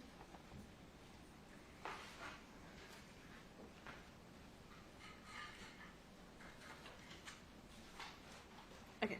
All right, does that refresh your memory? Yes. His number that you gave the police, 213-272-1093. That's the number you have for Rob as of June 14th, 2017, correct? Yes. All right. Did you communicate with Rob then yourself? Like, did you text him or call him or anything of that nature? Not really, but maybe sometimes like, hey, I'm coming to the gym today. Can you save me this workout machine? If I texted him. So during that time frame then, you talked about hindsight, but during this whole time frame of from when your dad, well, let's talk about back in 2016 until after your mom was arrested, you didn't have any problem with Rob Baker. You liked him. Yes. And you considered him a close family friend. Yes. Been asked and answered. And then at some point you changed your mind. Yes. And that's after you met with the defense attorneys, correct? No, that was the day my mom was arrested. Okay, well this is, on the day that you're arrested is the day that you're talking to the police. But I don't know if she's arrested at that point. Okay. You knew she was arrested the next day. No, that later at that transcript. they say that they tell me that she's arrested. I had no idea for an hour. And let's go through that. So on the day of your mom's arrest, the police came over to your house, right? Yes. And then what did they tell you they were there for? Just to look at take more stuff for the knock burglar thing they were telling me about. So looking through the house again and taking some of our electronics and stuff. So did they recover then or take some of your computers? Yes. Maybe yours and your Yes. mom's computers, phones, things of that nature? Yes. Or electronics? Okay, and then at some point during that interview, they ultimately ended up telling you that your mom was arrested, is that right? Yes. Did they also tell you Rob was arrested? Yes. All right. And then who came, was anyone with you then for support after this happened? Yes. I called Deb to come over. All right. And then the next day, my aunt and my grandmother came. So Deborah Obad came over. Yes. And then your aunt, what's her name? Anna, And is that your mom's sister? my mom's older sister. And then who else came? My grandmother. And they flew in from Toronto. Toronto. Okay. And then they stayed with you. Yes. Now, one moment. Did you get then, so you've been interviewed now, you've been interviewed the day it happened on January 23rd, 2017, and then they interviewed you again, which you've refreshed your memory, February, remember that? Mm-hmm. Is that a yes? Yes. For her. And then in June, we just went through this interview, and some of it centered on Rob Baker, correct? Yes. But at this point, you didn't know that he'd been arrested, Correct. and then they told you after this interview. Is that right? After the interview, yes. About, when you talked about Rob and how much you liked Right after him, that. you didn't know he was arrested yet. Correct. And then you found out he was arrested. Correct. And then you found out your mom was arrested. Yes. Is that right? And the police called you the next day. Do you remember that phone call? No. Would you like to look at a transcript? Just it's very short, just Yes. to refresh your memory. And this is the June 15th, 2017 transcript. You can just kind of look at the first couple pages.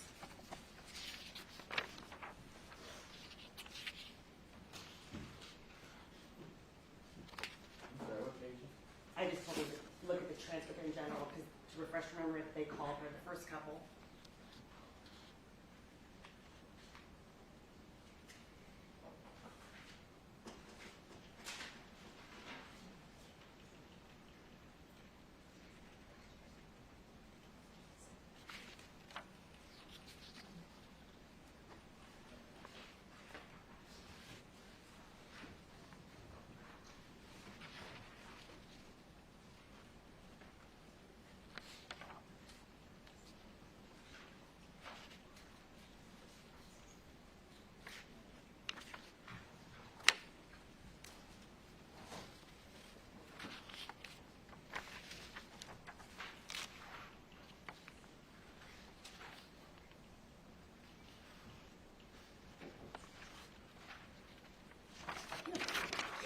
Does that refresh your memory Yes. then?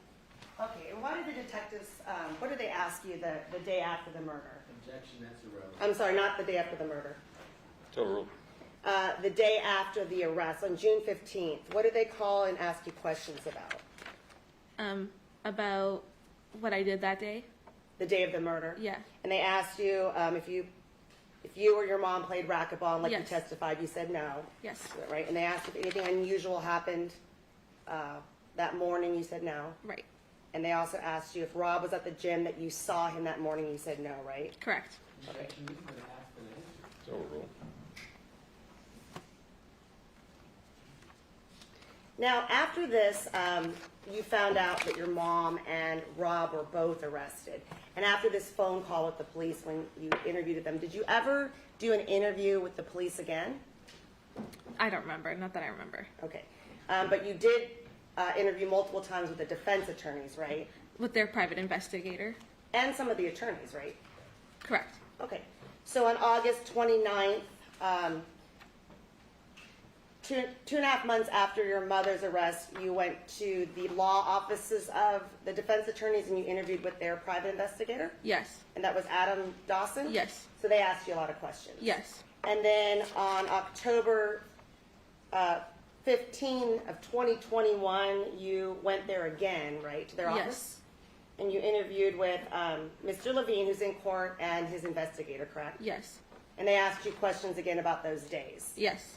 And then in January 6th of 2022, you went to the law offices again and interviewed with Mr. Levine and Mr. Babbage and their investigator, right? Yes. And you answered, again, questions that they asked you. Yes. Do you know if that interview was recorded? No. You don't know, or it was not? I didn't know. Did you ever see a transcript of that interview provided to you? Not a transcript, but like a typed up thing. A typed up report? Yeah. Did you ever hear an audio of your interview? No. And during, did you ever interview with them again at any other time? I've met with Mr. Levine many times, you know, for updates on the case, to speak with Adam. But yeah. And you said you met with him many times. Where did you meet? At his office, or he would come to our house. Okay, so both places? Yeah. And that was over the course of 8 years. 8 years you've met with him many times? Yes. Just to go over the case and what happened? Yes. And then you said Adam. Who is Adam? Dawson. Okay. Is that the private investigator that works for the firm? Yes. For Mr. Levine? Yes. And then each time you meet with them, do they ask you questions about the case and go back through the facts? Yes, and you know, me asking questions about the case. Okay. And you provide them any information you remember? Yeah. Do you know if any of those conversations ever were recorded? Not to my knowledge. And you were never provided any, other than these 3 reports, were you ever Correct. provided any more than 3 reports to review over all those many conversations? No, just those 3. Okay. One moment.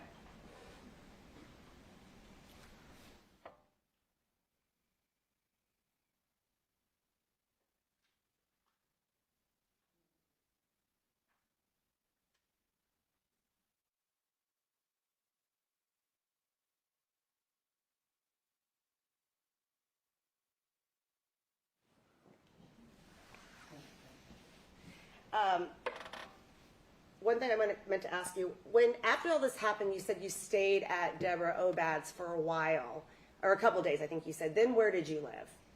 We went back to the house. Okay. So you were back in the house with your sister, Isabella? Yes. And now, after your mom got arrested, where did you live? At the house.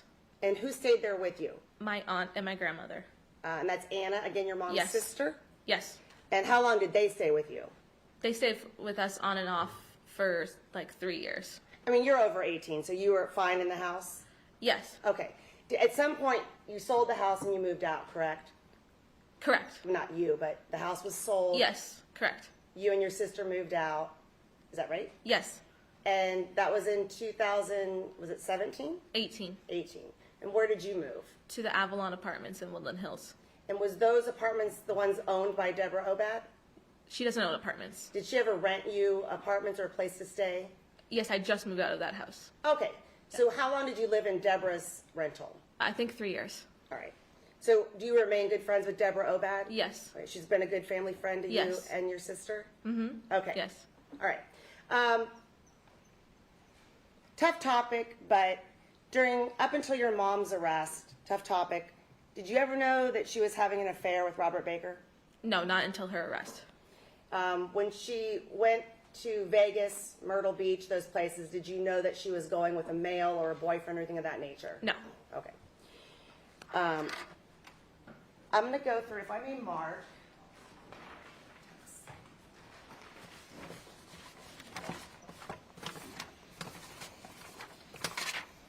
A series of text messages. And it is 18 pages. I'm not going to do every single page. 18 pages. It's text messages between Jessica and the defendant. That'd be 2:30. Oh, 2:30. Yeah.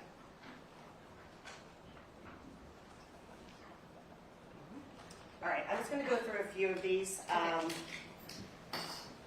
Putting on page 1. All right. First of all, let's talk about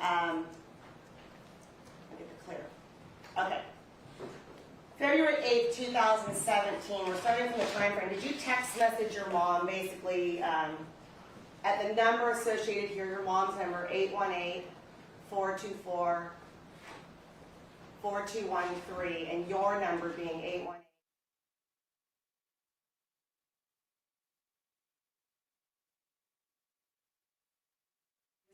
Yes. Okay, and is it fair that you had text messages spanning with your mom between June 9th of 2017 through February 8th of 2017? Yes. And that's the number you texted on? All right. This text up here, starting with June 8th, 2017, this is 2 weeks after this happened. Your mom's telling you under no circumstances answer the phone, or if anyone texts asking if we're okay, you say I'm asleep. Nobody. Okay, got it. I'm sorry, is this upsetting you? I'm sorry. No. I know. We'll go through this. I'm I'll just go waiting through for the this. question. I'll go through this. Okay. Objection, Your Honor. The comments are inappropriate. It is. I'm sorry. I apologize. This message, was your mom telling you not to talk to people? Not to tell anyone our business, essentially. Okay. Anything more that she was telling you about? No. Did she, well, let me move on. Okay.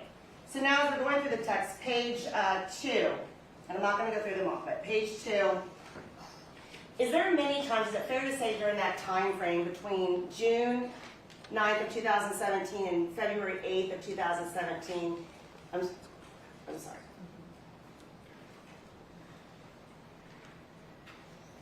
February 9th of 2017 and June 9th of 2017, I keep misspeaking, that you were often texting your mom asking where she was late at night. Yeah.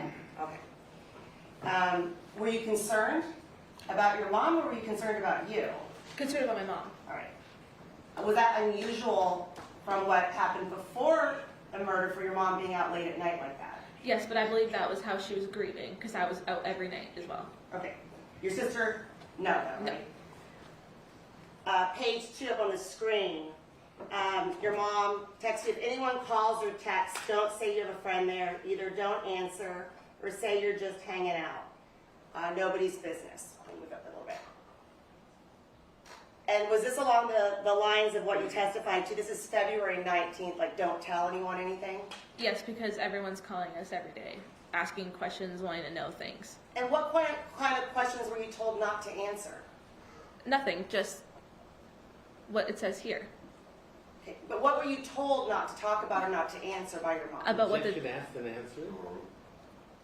about like what the detectives are asking or saying and stuff, because everyone keeps bothering us when we're grieving, and so my mom's telling us not to talk to anyone. All right. And then starting in February 20th of 2017, we're about 3 weeks or 4 weeks after your dad's murder. There's some text messages about when are you coming home, right? Mm-hmm. And your mom answered, and this is about a little bit after midnight, answers late. Mm-hmm. Is that Yes, yes? yes. And then again the following night, and this is the back of page 2, when are you coming home? And your mom answers, you, my mother. Yeah. Right? And then she tells you she's at a comedy club, and you say, no, I'm a concerned daughter. Yeah. What were you worried about? That's just making sure she was okay.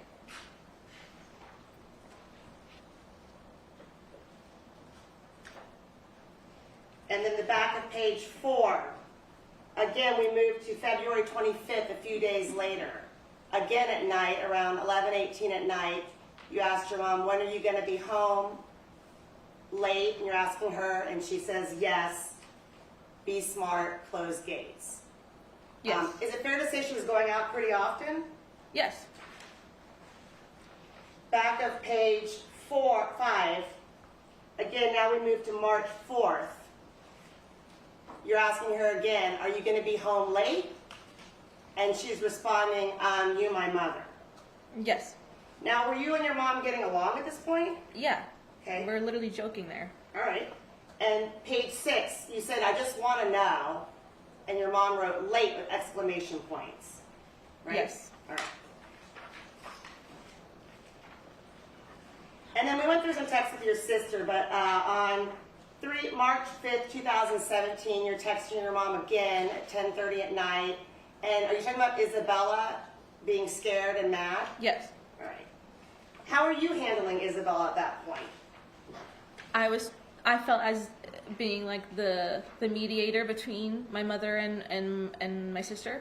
Were they not getting along? They were getting along, but Isabella's at that age was very sensitive, and everything we were doing she had something to say about, so I was trying to mediate between both of them. So don't worry about Bella saying that to Mom. Well, you said that Bella was scared to be in the house. Yeah. Did you ever tell your mom, like, hey, stay home with her? Yeah. And what'd your mom say? She'd stay home. Okay, but she went out a lot too. Yes. Okay. Back of page 7. Again, now we've moved to March 18th, 2017. Are you going to be home late or like kind of late? And your mom says, don't know. Mm-hmm. Is that a yes? Yep. So it's fair that you didn't always know where your mom was. Correct. And then March 30th, a few days later, again, when are you coming home? And your mom responds, why, you a cop? Yes. So is it fair that most of the time you didn't know where your mom was? Correct. Right.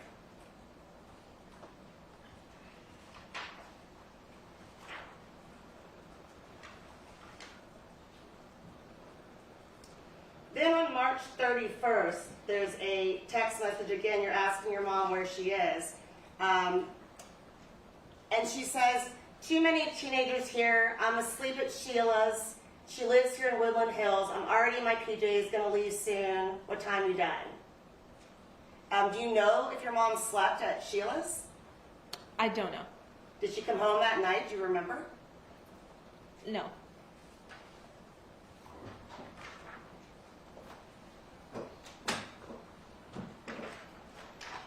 And then again in March or April 21. Your Honor, this is cumulative.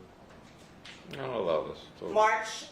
April 21, 2017, you're asking your mom, where are you? And this is, again, at 7:15 at night, and she says, Melrose, gonna have dinner, then karaoke. Is that something that you knew your mom to do, karaoke? No. Did she tell you she was going to karaoke a lot? Yes, as we just saw right there. All right, and then it follows into the next page when your mom asks you why, and you said, I'm just asking you, the police. Yes. Okay, and this is again March 25th, 2017. Same reasoning, you're just asking because you're worried about your mom? Yeah. Wondering where she is. Your Honor, that's April, not March. April 25th, 2017. And then she says, no, I'm the mother, question mark, question mark, question mark, question mark. Were you frustrated with your mom at all for not being home? No. And then on May 3rd, 2017, do you remember her sending you a photo and she said belly dancing? No. I see it here, but I don't know what Yeah, that I know, picture it's is. a hard picture to see. Do you remember her being in Las Vegas, going to Las Vegas in May? Yes. Did she tell you about a party she went to where there was belly dancing and it was someone's birthday? Yes, I believe so. Do you know whose birthday it was? No.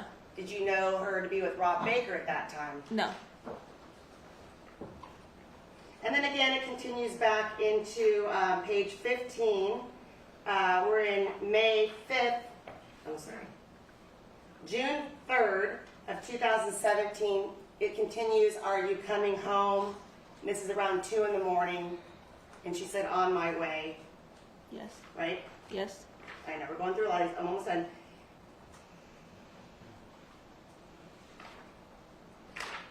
And basically, those series of texts were somewhat frequent. Yeah. All right. Leading up to right before the arrest, there's a conversation that you have about your car, correct? Where's your car? This is June 9th of 2017. Is that right? Yes. Is this when your mom went to Toronto then and you were home? I don't remember. Well, she'd flown to Toronto, correct, for Yes. a ward, Yes. and then she came back right before she was arrested, right? Yes. So when she left, her car wasn't at your house? I guess not. And did she tell you, is that what she's in? You asked her, does Rob have it? Yes. And she says, yes, it's at the shop. Yes. I told you, and then I'm on a flight, or I'm in flight, right? Yes. Okay. So is that when Rob was taking care of her car at the mechanic shop? Yes. Okay. 1 second.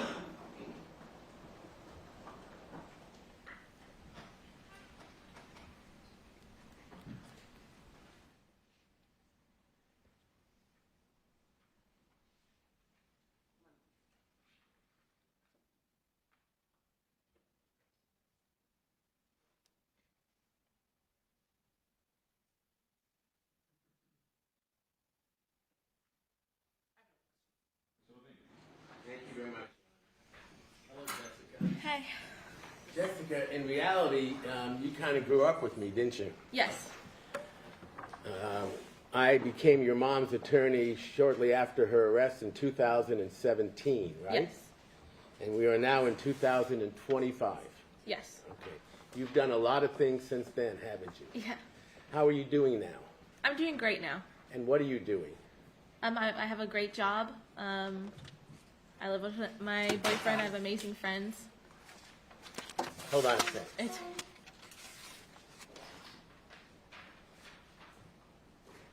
So you're doing a lot better than you were back in 2017 when your dad died. yes. Let's get one thing straight. What have I told you about testifying in court? To tell the truth. Have I ever told you to lie? No. Have I or Mr. Dawson or any of the defense team ever told you what to say? Never. So over those 8 years, on 3 occasions, we sat down and asked you if you could remember what happened Yes. regarding the murder of your father. Yes. Correct? And the first date was shortly after the arrest and prosecution began, right? Correct. And then the case started lasting far longer than anybody thought, Correct. with COVID in the middle. Yes. So after a year or two, we came back and asked you if you remembered anything differently than you stated before, or if you still remembered what was there. And you remembered some new things and other things you did not, correct? Correct. Did you always answer truthfully? Yes. Did we always show you the report that Mr. Dawson prepared and asked you if it was accurate and correct? Yes. And was it? Yes. And if it wasn't, did you tell us to change it? Yes. And you've testified here today to a lot of things you said happened and a lot of things you said did not happen, correct? Correct. Have you done your best to tell the truth about everything? Yes. Okay.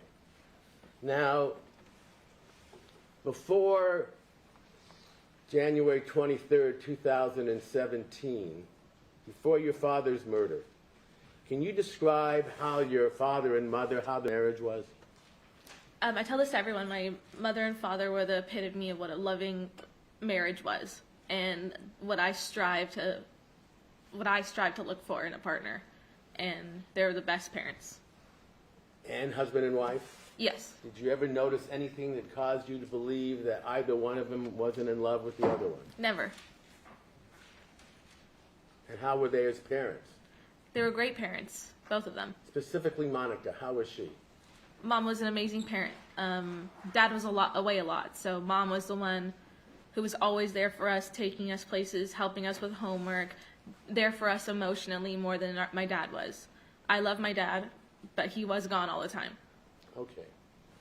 Now, I take it you had no idea until June 14, 2017, that your mom was having an affair with Robert Baker. Is that Correct. right? Up until then, you thought he was just someone she played racquetball with and had become kind of a friend, correct? Correct. And in fact, he was around you a lot, you realize now. Yes. He showed up at a lunch one time. Is that Yes. correct? Yes. Took care of your car and your mom's car a couple of times. Yes. Did he appear to have some knowledge about cars Yes. and some mechanics that he worked with? Yes. At that time, did you think anything suspicious about your mom's relationship with him? No. When she said she was going to trips to Las Vegas or Myrtle Beach, I assume she didn't say she was going with Robert Baker. Correct. You thought she was going with friends of hers. Correct.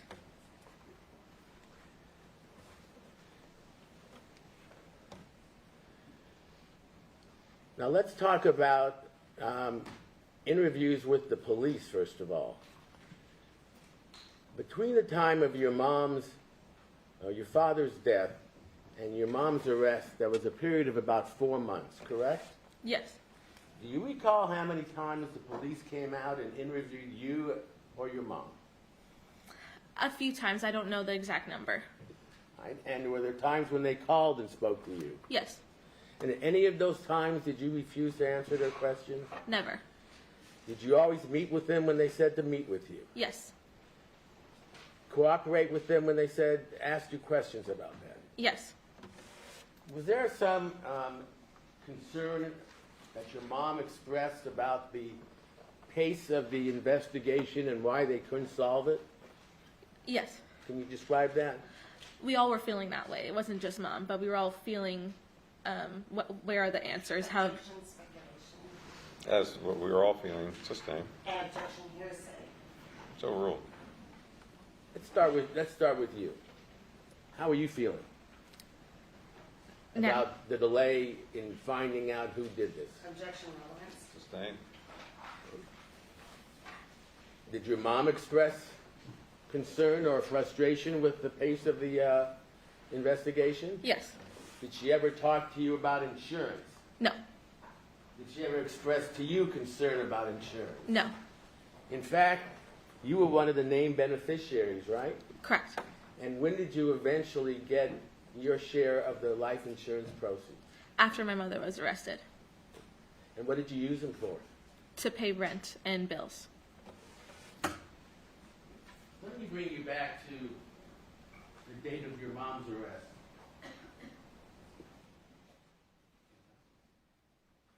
Before I do that, we were talking about the relationship between your mom and dad and the relationship you all had together. Did you give us a couple of photographs portraying the type of relationship your mom and dad had? Yes. Can we show those, please, Your Honor? How many we talking about? Your Honor, Two. it's 2 short videos. Let me see your cell phone.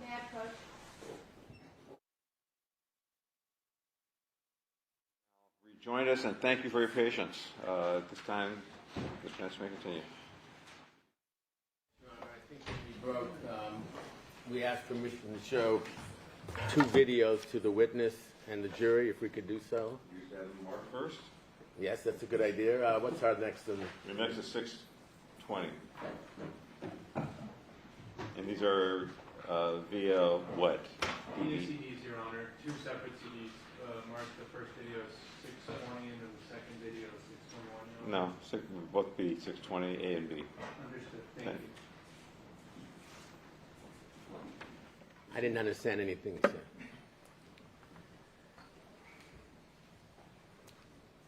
Jessica, can you see this first video? Yes. Can you put it in context, where and when that was taken?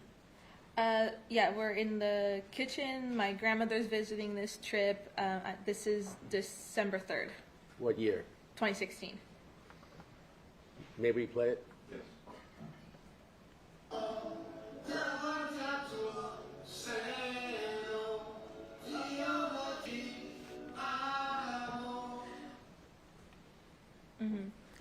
And the second video, Your Honor, may that be marked? Has that been marked already? Sorry, good morning, sir.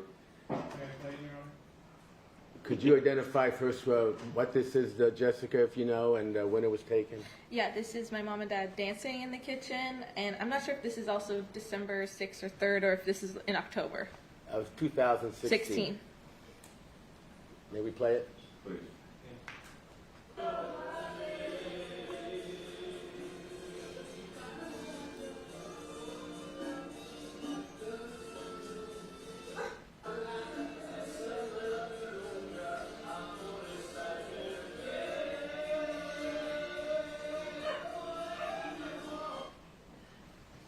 Thank you. Jessica, was this commonplace among your dad and mom in the years leading up to his murder? Yes. And is this what you meant when you characterized it as a marriage you thought was perfect. Yes. You eventually obviously learned it was not Correct. on your mother's side.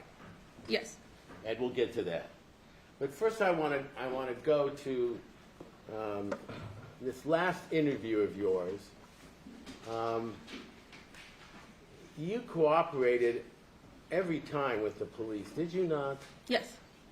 And in fact, this last interview, some of the pages of which were used to refresh your memory, took place on June 14th, 2017 Correct. at 4 o'clock in the afternoon.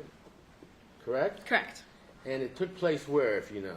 At my home, the Queen Victoria House. Okay, and the kitchen present, table. present was Detective Chuck Knowles, Knolls, and a Detective Sanchez and a Detective King, along with you and Deborah Obad and Anna Larson, correct?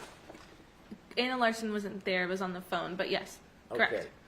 And the purpose of this interview was what? What were you told? And they had called. I was at school originally, and they had called me to ask me more questions about the day of the murder. And so I went home and they were already in my house, which I thought was weird. I didn't know they were at my house. And there was detectives all over the place, all over the house, and we were at the kitchen table. Okay. But initially, they did not tell you anything about your mom or Mr. No. Baker being arrested, did they? No, not at all. In fact, for the majority of this interview, which covered 98 pages, they continued to ask you questions about the murder, correct? Correct. Where you were, right? Yes. What you remember about Baker, Yes.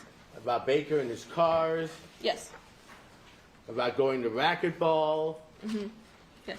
So questions as similar on the same topic that you had been questioned numerous times before by the LAPD, correct? Yes. Correct. And all this time, you found out they knew that your mother had been arrested. Correct. They were Correct? lying to me.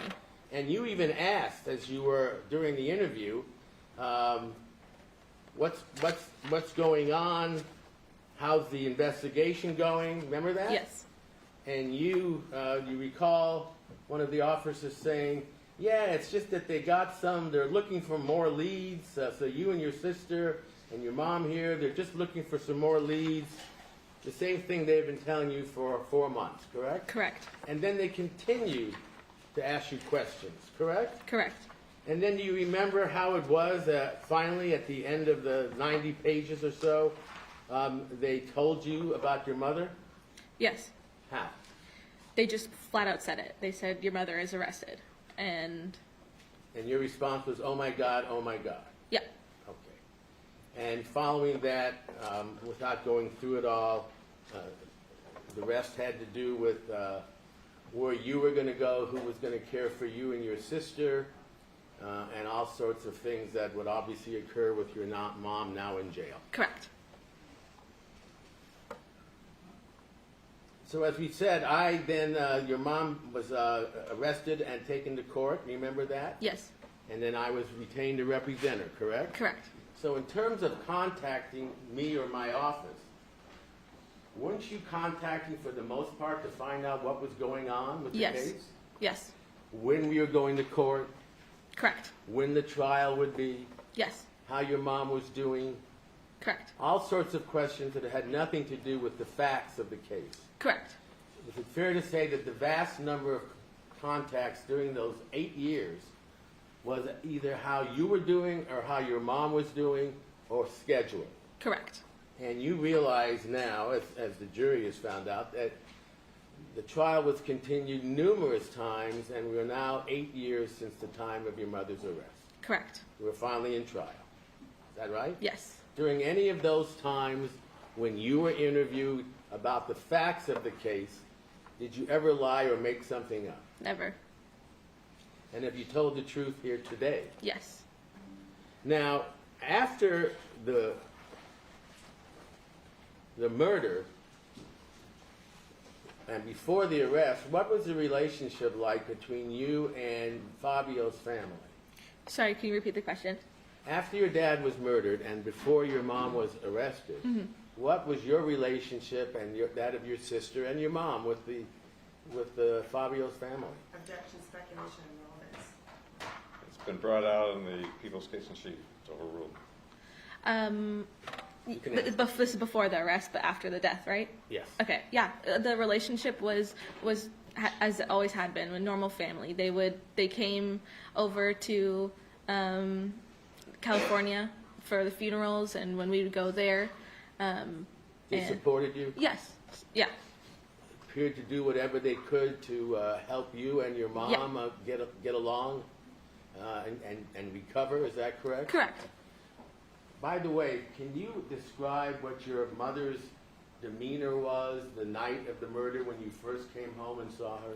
Yeah, when I first came home, she was in shock. She's crying, she's screaming, she has tears, she's talking nonsense. She was in a whole other state of mind. And in the ensuing days, she's sad and carrying his sweater and crying. Did she keep his sweater on the whole night?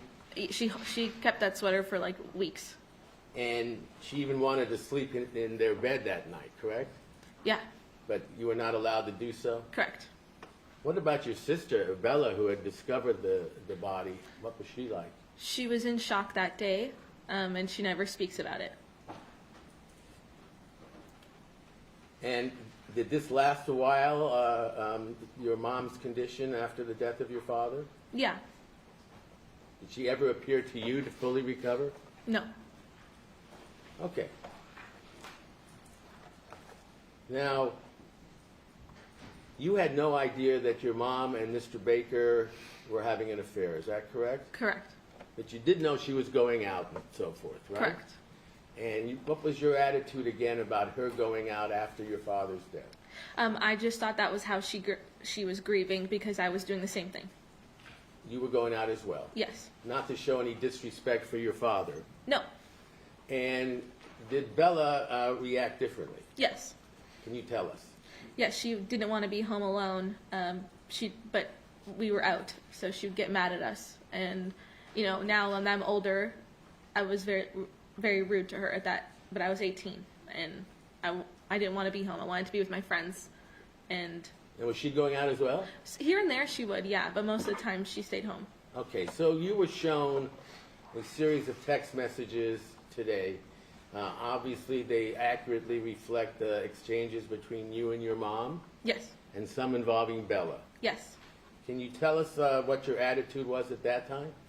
I was just trying to keep the peace between everybody.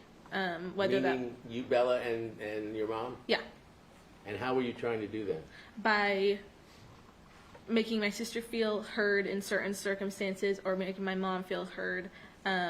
Guilty? Huh? Feel guilty? No, feel heard.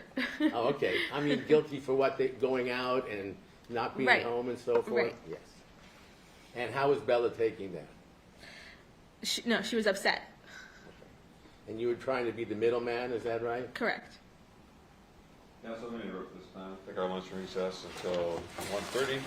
The admin advised don't discuss this case among yourselves or with anyone else, or don't discuss any opinions of the cause that's when I submitted to you. See you at 1:30.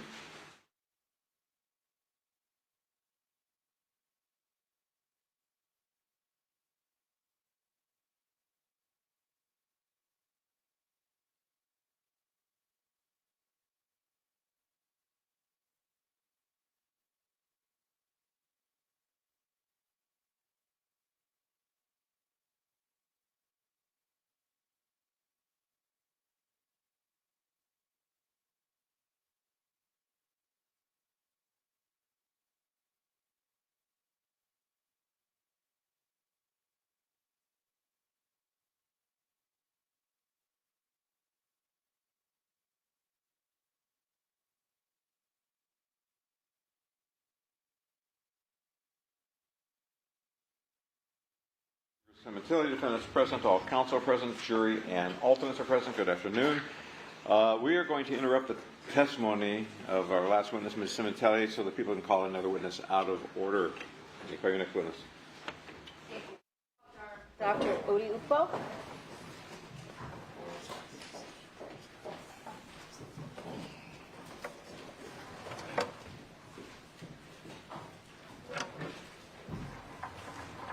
Please stand, raise your right hand.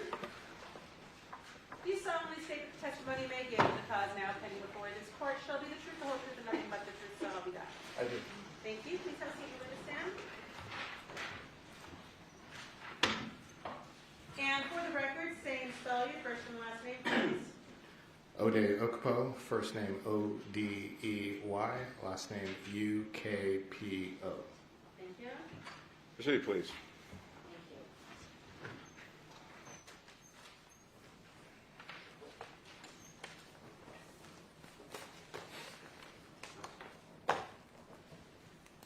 Doctor, can you please tell us how it is that you're employed?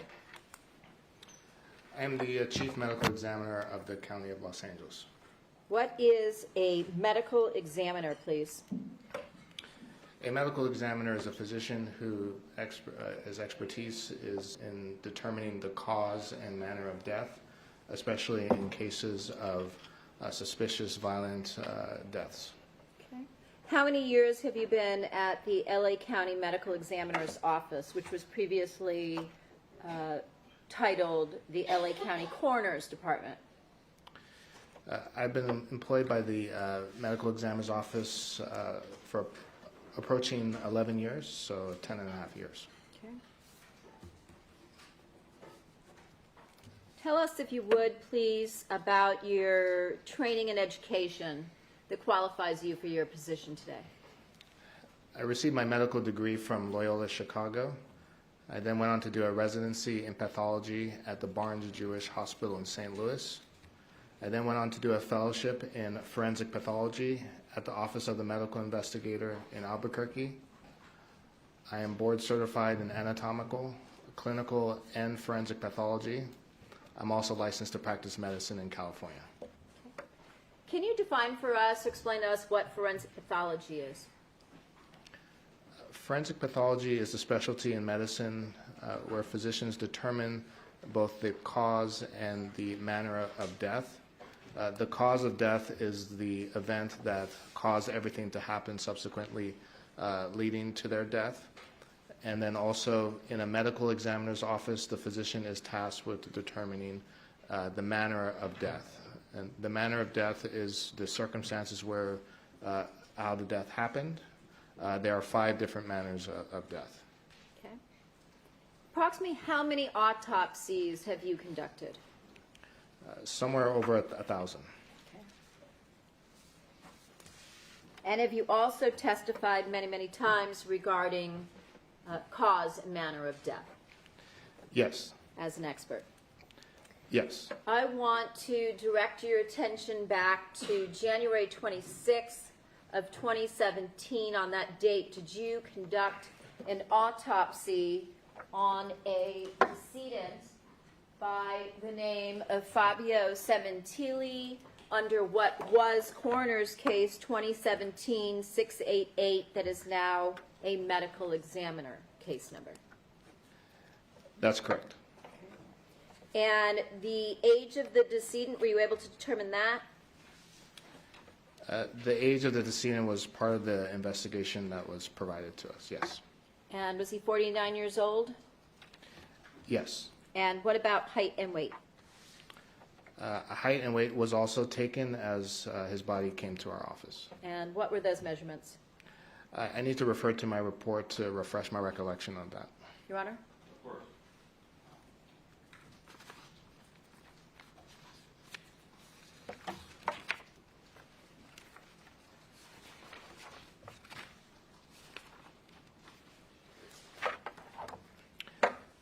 I'm there and ready to answer. Yes. His height was 70 inches and he weighed 300 pounds. 70 inches would translate into what height? So that is 5 foot 10 inches. Okay. Did you prepare an autopsy report with respect to your examination, observations, as well as diagrams and notations? Yes. And when an autopsy is conducted, such as in this case, were photographs taken at the time? Yes. And have you reviewed not only your report, but also the photographs that were taken prior to, during, and after autopsy? Yes. Okay. And do those photos accurately depict your observations? Yes. Okay.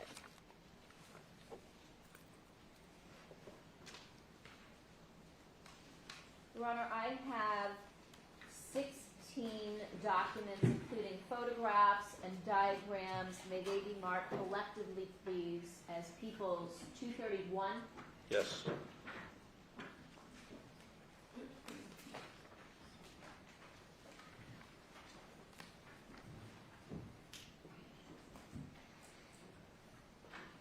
Start by showing the People's 231. There's a 5 in the lower left corner. Do you recognize what you see here? Yes. Does that also come up on the projector right there to your left? The screen before me doesn't have it on. Oh, I'm sorry. If you can just turn it on the top. That would have happened. Apparently someone shut off the...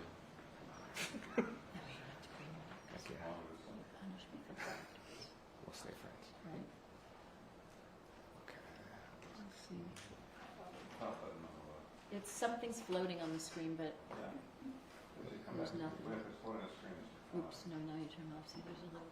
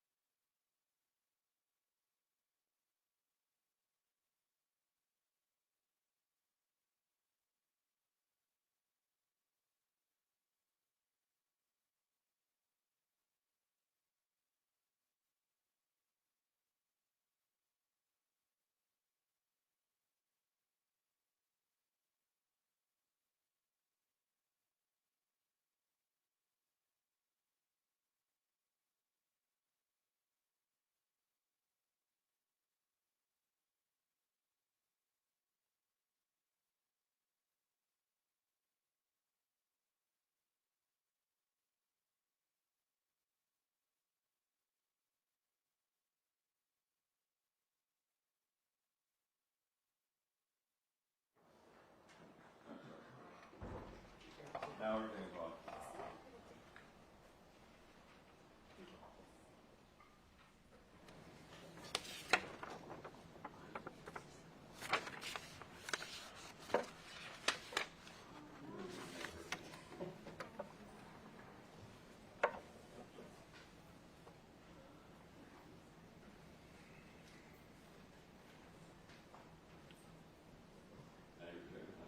No.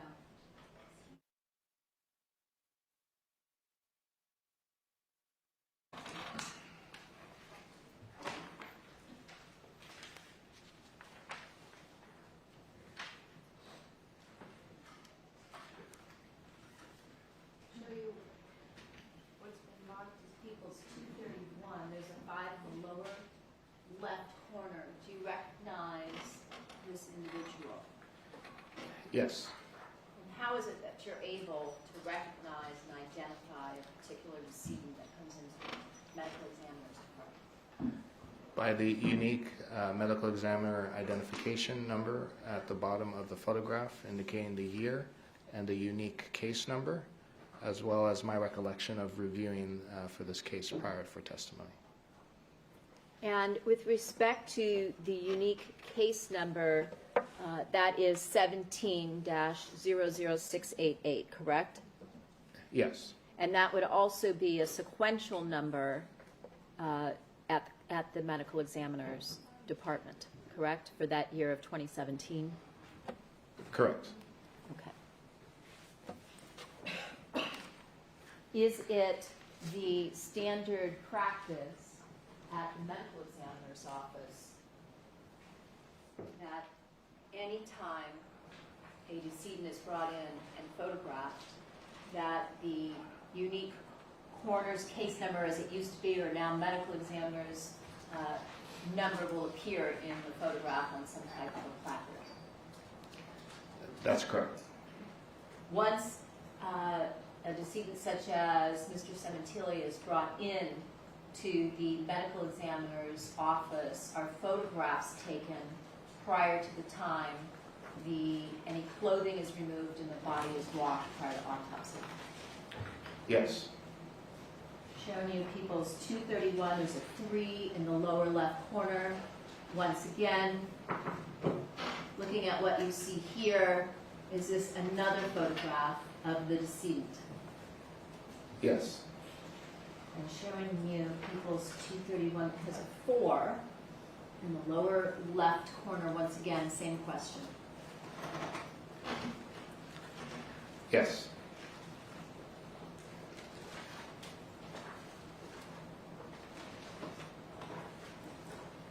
Showing you People's 231, there is a 1 in the lower left corner. Do you recognize what you see here?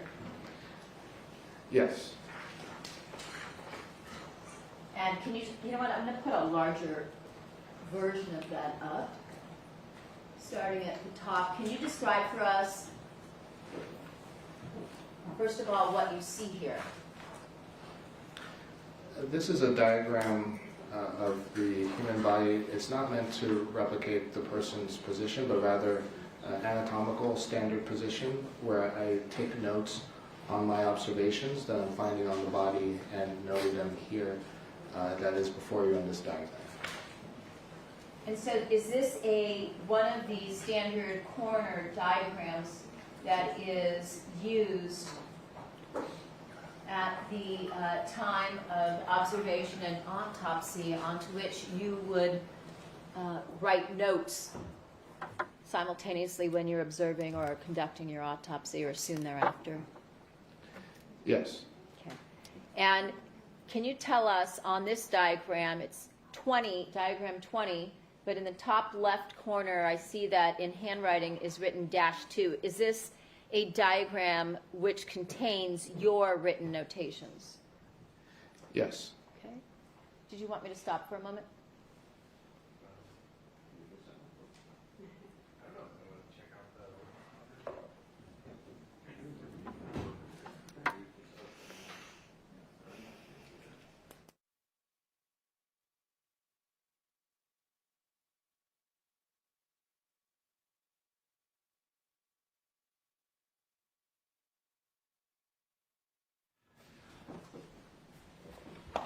Can you tell us what you have drawn in on this diagram consistent with what you observed? Yes. On this diagram, there's a portion that is the left upper chest, which is near a nipple, near the nipple. And that is where I noted a stab wound of the chest. Also on the left arm, there are superficial sharp force injuries involving the arm, including the bicep. And I note that pointing to the wound to the chest, the left chest as you've indicated above, it says SFI. What does SFI stand for? It stands for sharp force injury. And as you mentioned, when I was asking you about forensic pathology, you indicated that there are 5 different causes of death. Would sharp force injury be one of those? I was referring to manner of death for the 5. There are several ways to die for cause of death. Okay. And below where it says SFI, I see that you have indicated some measurements as well as direction and depth, correct? Yes. And we'll come back to that. Showing you 231. There's a 2 in the lower left corner, and let's start. This one has 2 diagrams. Number 21, and the other one 22. Let's start with 21. Do you recognize what you see here? Yes. And is this, once again, a diagram that contains your notation and signature? Yes.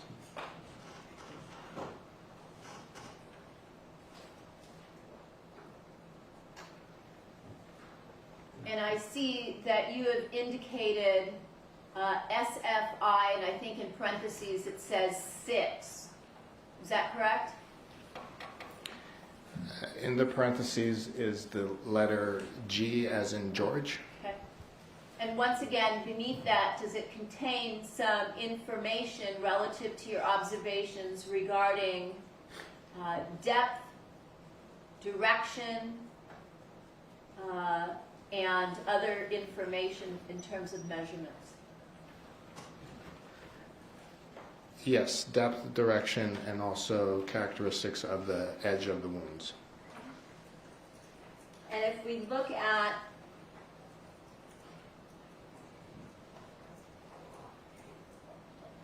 this area that I'm pointing to here, where you have drawn a line, is that the area on the interior of the right leg, just above the knee? Yes. Looking at the diagram next to it, 22, to the right of 21, and 231, with the 2 in the lower left corner. Again, does this appear to contain your notations as well as your signature with respect to several sharp force injuries? Yes. What is a sharp force injury? Sharp force injury is an injury due to something that is sharp. Okay. Seems fairly self-explanatory. Showing you People's 231, where there's a 6 in the lower left corner. Again, is this the same decedent that we talked about, Mr. Fabio Sementilli? Yes. And again, is this a photograph that was taken at the Department of Medical Examiner? Yes. And what is it that we see here with respect to the right side of the face, the neck area and jawline? On the right side of the face and jawline demonstrates the sharp force injuries of the neck and also on one on the face, essentially. And do we see that same set of injuries in People's 231? There's a 7 in the lower left corner. Yes. And again, in 231, there is the number 8 in the lower left corner. Yes.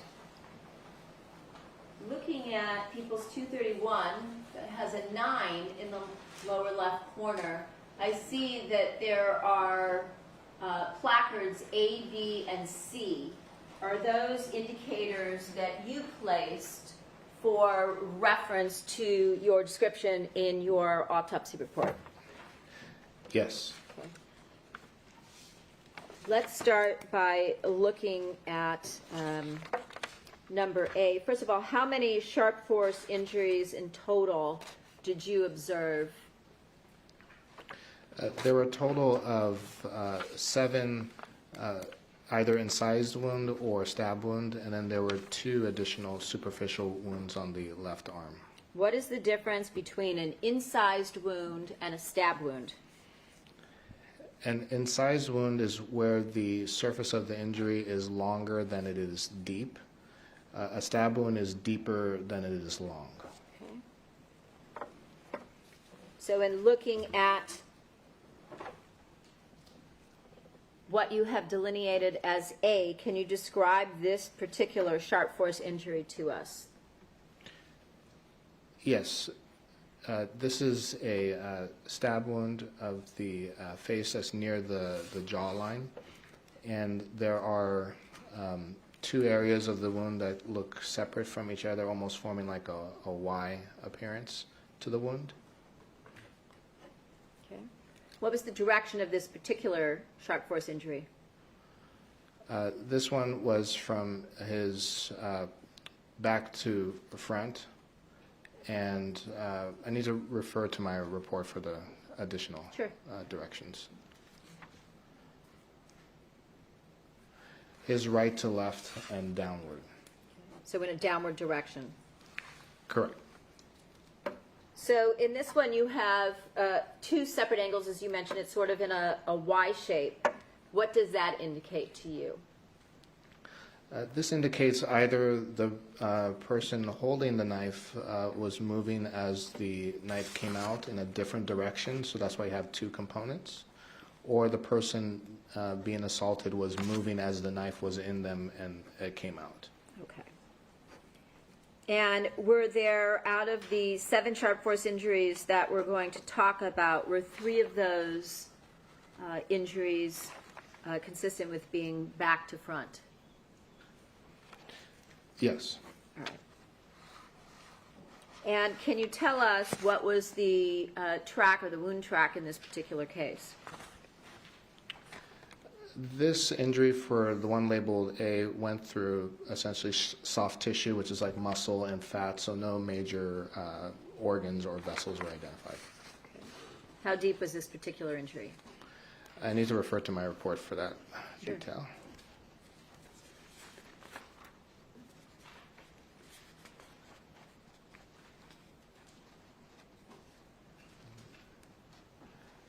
The depth was 2 inches for this one.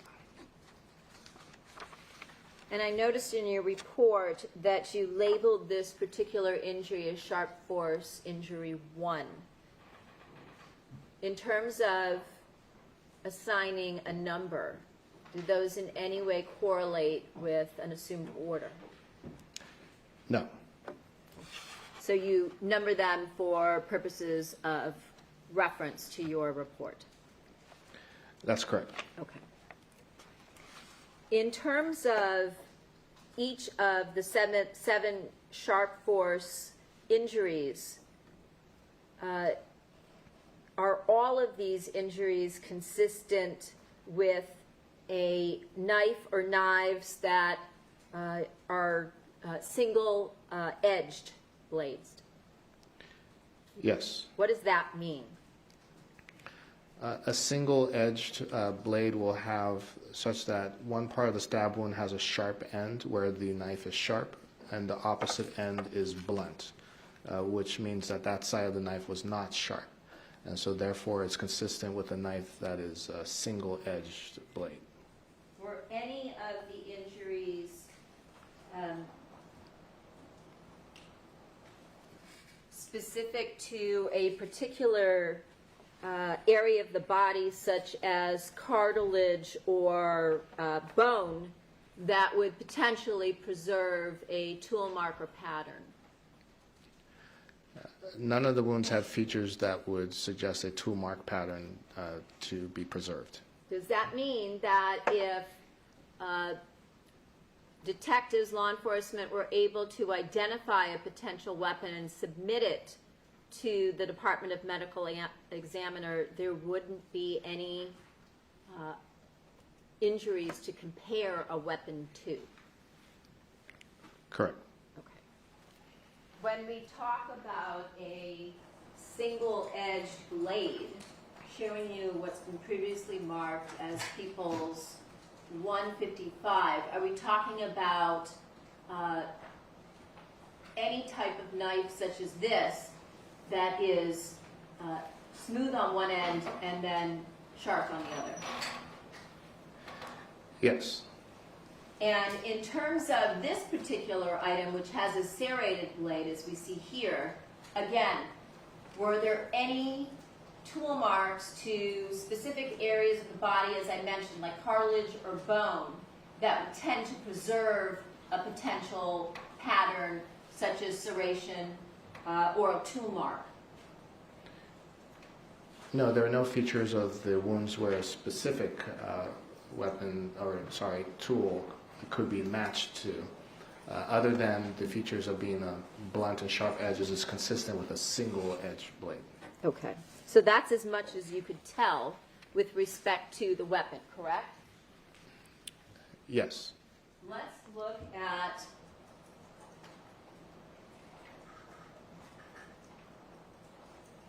what you've delineated as B, or sharp force injury 2. Can you tell us about that particular injury? Yes. This was a sharp force injury of the neck that was longer than it was deep, so it is an incised wound. Okay. And you told us the difference between an incised wound and a stab wound with respect to this particular injury. Was there, again, both a sharp and a blunt edge? Yes. Okay. Again, as you said, consistent with a single-edged knife? Yes. Okay. And let's move on to what you've notated as injury C, sharp force injury 3. Could you describe that one for us? The one labeled C is a sharp force injury of neck that is a stab wound. And this had a significant injury associated with it, which was the jugular vein and carotid artery were severed as a result of this stab wound. Okay. So in this case, what was the depth of this particular wound? I need to refer to my report briefly. The depth was 4 inches. And what was the direction, please? The direction went from his front to back, right to left, and downward.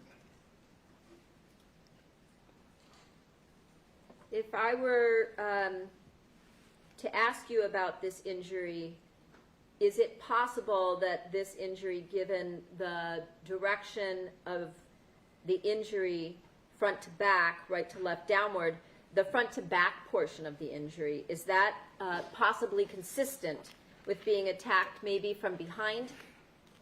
I'm going to check possibly is speculation. It's a hypothetical. It's overruled. It's possible. And how would an injury such as that potentially occur? Just to clarify, if it from behind, you mean? Yeah. If the person is behind, it could be a strike that's extending out, but then coming back. Even though they're behind the person, it'll be on the relative to their body, because that's what we talk about in our diagrams and injuries. It's relative to the body, not the person. And so in that scenario, someone can be behind, and then the direction of the stab wound is going from their front to back, because they're coming from their front to their back. Could it be potentially consistent with, again, hypothetically, someone reaching around the front of the neck area? Yes. You mentioned that this one perforated the jugular vein as well as the right carotid artery. Are those injuries, perforations of the jugular vein and the carotid artery, immediately life-threatening? Yes. And did this particular injury cause bleeding into the trachea? Yes. So that would mean that, did you actually observe that there was blood being aspirated into the lung? Yes. So in that situation, just so that we can understand that in a common sense fashion, that would mean that he would be choking on his own blood. Essentially, that would be the way that I think most people will understand what's happening when blood is getting into the windpipe.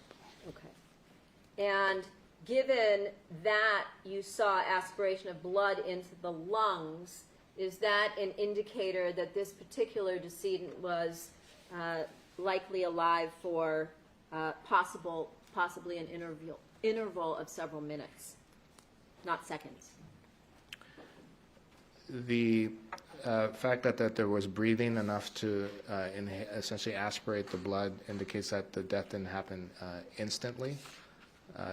There are other components of this that tell me that it is minutes possibly for the length, but not this one.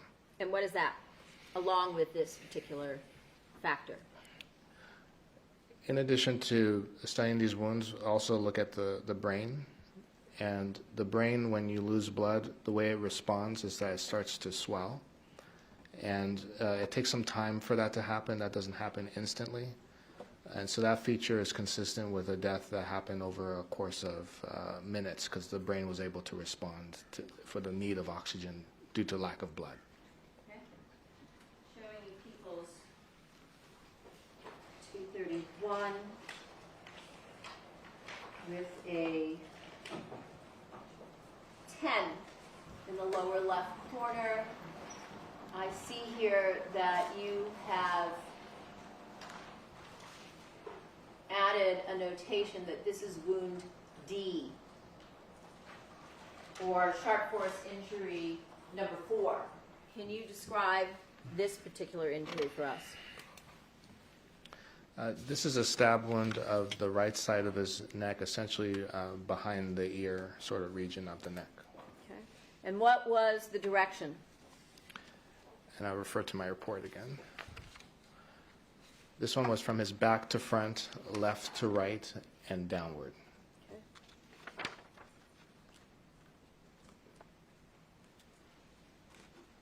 And what was the depth of this particular wound? The depth of this wound was 3 inches.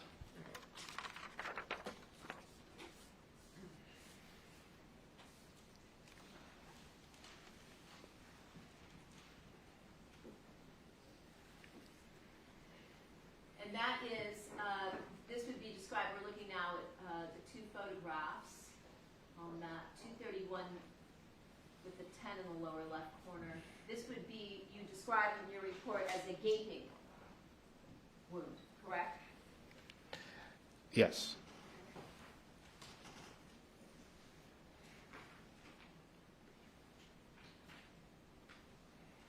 Showing you 231. There's number 14. The photograph on the right, is that a close-up that you have marked as F that we see in the photograph on the left? Yes. Can you describe this wound for us, please? This is a stab wound of the left chest.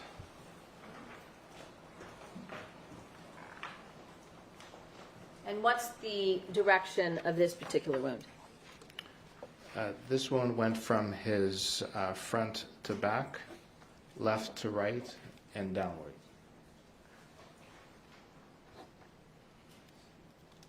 And can you tell us what the wound track was in terms of what the injury was internally?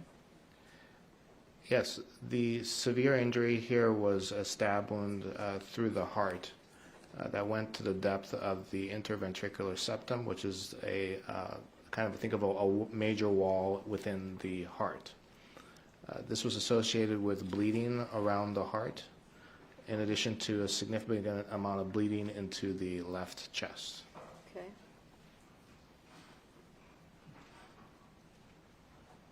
And you said this was a depth of how many inches? This one was a depth of 4 inches. And given that you had bleeding around the heart cavity, was there also a large amount of blood that you observed during the course of your autopsy that was collecting in the left chest and the heart cavity where the lung sits? Yes. As such, would this be one of those injuries that I asked you about that would be immediately life-threatening? Yes. And that's because this is an injury to a vital organ or heart? Yes, the vital organ, both for bleeding, but also the heart doesn't deal well with injury. It disrupts its electrical activity that it needs to pump. So there are 2 ways that this can cause death. And would this be characterized as an injury where there was massive blood loss? Yes. When you said that this injury was 4 inches in depth and pierced the organ, the heart, showing you people's 231, there's a 15 in the lower left corner. Can you tell us what we're looking at here that I'm pointing to? Yes. This is a photograph of the heart removed from the body, specifically the front part of the heart. In the middle, there's a defect, which is the stab wound through the heart that caused the bleeding. And that the shape of this stab wound that we see here, is that the same shape that we see exhibited in people's 231, where there is a 14 in the lower left corner that you marked as F, injury F? I would agree that the shapes are similar.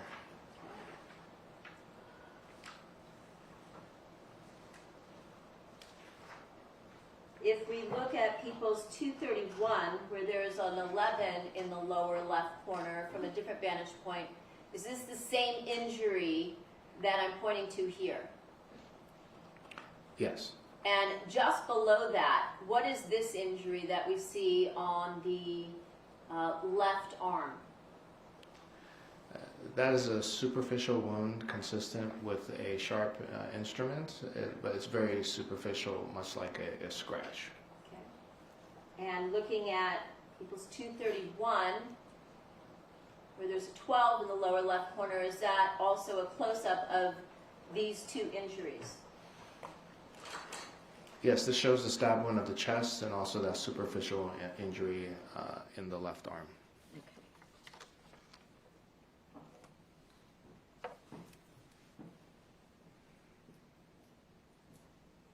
Looking at People's 231, there's a 13 in the lower left corner. Looking at this injury here to the left neck, can you describe that injury for us?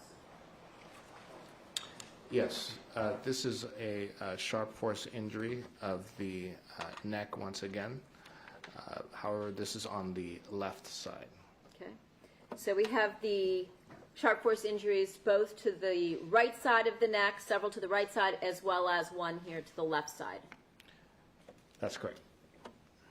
And you describe this as a V-shaped stab wound. That's correct.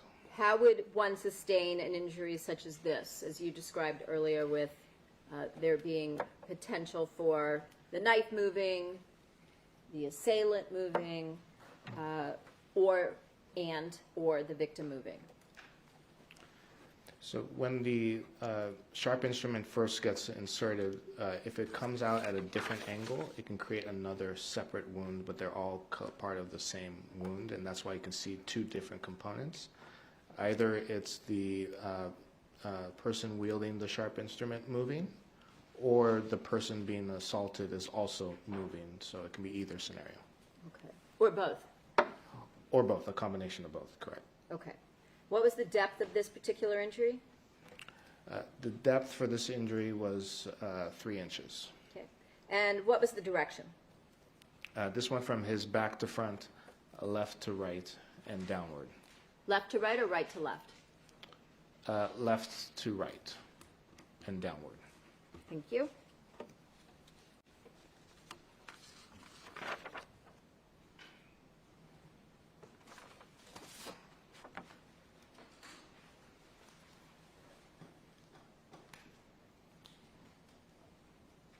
Looking at People's 231, there's a 16 in the lower left corner.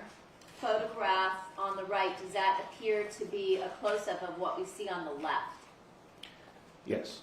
And did you note this as injury G? Yes. And can you tell us what we're looking at here? This is his right thigh, so approximate to the right knee. Okay. And what was the direction of this particular injury? This injury went from his front to back, left to right, and upward. Okay. So that's a different direction than we've seen before. The other ones we were talking about a downward direction. That's correct. This is the one that was upward. Okay.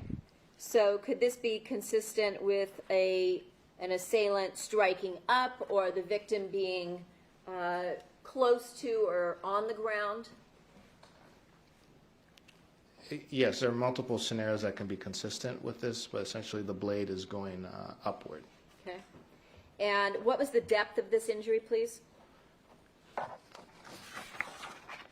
For this injury, it was 4.5 inches. And what was the path of the wound track? This went from his front to back, his right to left, and upward. Right to left? Yes, I before you said apologize. left to right, I just want to make sure. Yeah, Okay. thank you. It's right to left. Okay. And what was injured or perforated in this particular case with respect to this sharp force injury that you itemized as G or 7 to the right thigh? There was injury to the right femoral artery and vein. Now, again, given that we're talking about a femoral vein and artery, just like we talked about the wound to the chest cavity, would that also cause a significant loss of blood in a rapid manner here? Yes. So again, would this be an injury that would be immediately life-threatening? Yes. All right.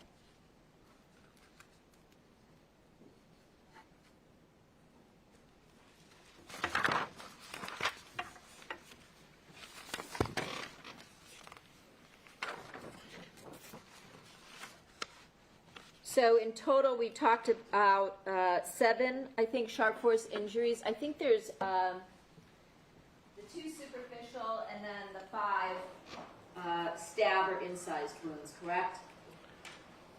Just to clarify, there were 7 that were either stab wounds or incised wounds, and an additional 2 that were superficial wounds, also consistent with sharp force injuries. I'm sorry, go ahead. Bringing the total to 9. 9. Going back to the diagram number 22 that we looked at earlier in 231 with the 2 in the lower left corner. Did you make notations on your diagram with respect to 5 of them on this particular diagram? Yes. And if we look at diagram 21, this is the one we just talked about to the femoral artery and vein, correct? Correct. And if we look at 20-2, as we talked about, this is the one to the chest, and then the 2 superficial wounds that we talked about to the area across from where the armpit is, and then on the left bicep, correct? Correct. All right.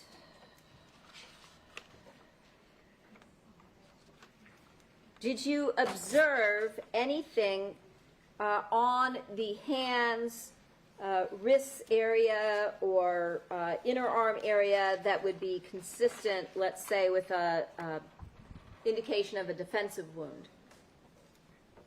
I did not. Okay. What is a defensive wound? A defensive wound is a term in forensic pathology where the region of the body that's injured is something that would be expected when someone is trying to defend themselves from a weapon such as a sharp instrument. So if one were to try to defend oneself or to ward off an attacker, generally the instinct is to put your hands up, correct? Yes, to reach out the arms essentially to keep the person away, or to try to maybe even grab the implement, or whatever happens in that interaction. Sometimes there's an injury that happens as a result of that. Given that you did not see that in this case, that there were no classic signs of defensive wounds to the hands, wrists, or arms, what would that indicate to you? One scenario that is possible is that the person was not aware, maybe sleeping, maybe just not aware of what's happening, and that's one possible scenario. Because the expectation is to defend yourself and try to ward off somebody. So without that, it raises the possibility of that. In other words, an individual who was taken by surprise and didn't have the time to register to try and protect themselves. Correct, or they are somehow bound or something like that that's preventing them. Okay. Is it also consistent perhaps with an individual who's unable to fight back because maybe they're being restrained in some manner, as you mentioned? Yes.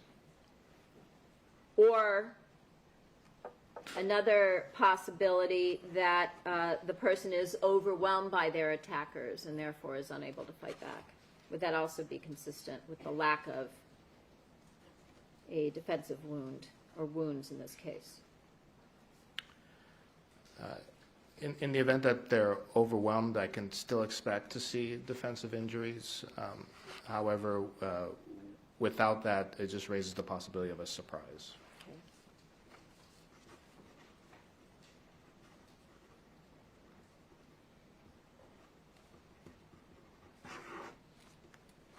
Also consistent, perhaps, with what we've talked about previously with respect to several of these wounds, that the person may have been initially attacked from behind, or someone with their arm coming around in front of the neck?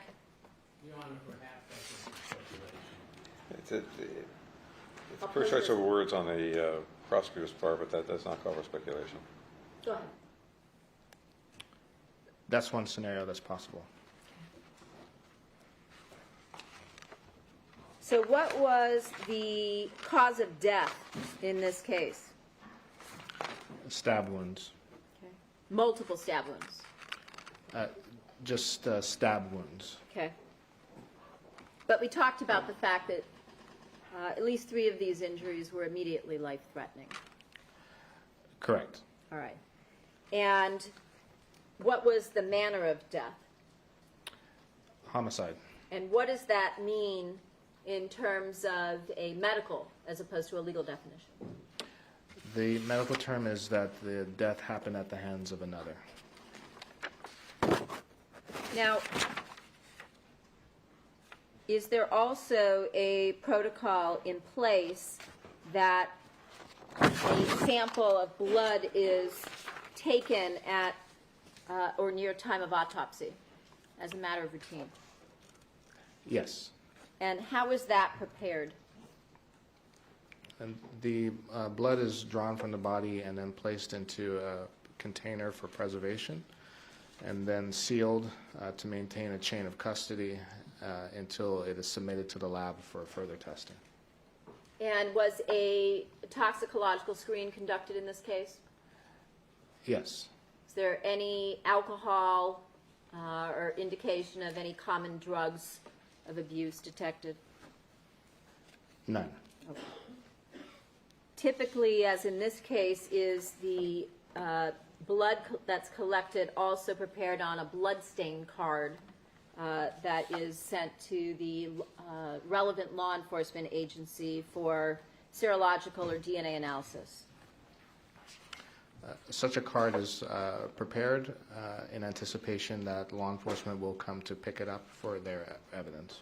Okay.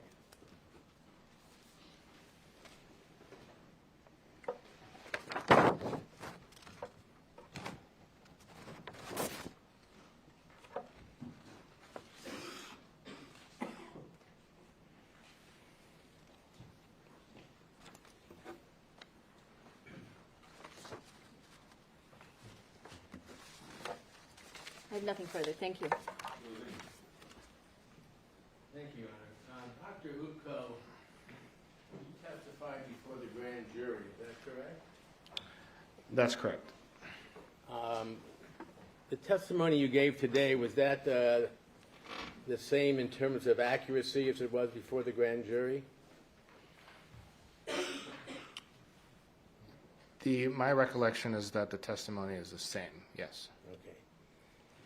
And when you testified before the grand jury, were you shown any photographs of potential weapons as you were today? I don't recall that. Well, if I told you in reviewing the grand jury transcript there was no reference to... Could I have the photograph, please, of 155, I believe it is?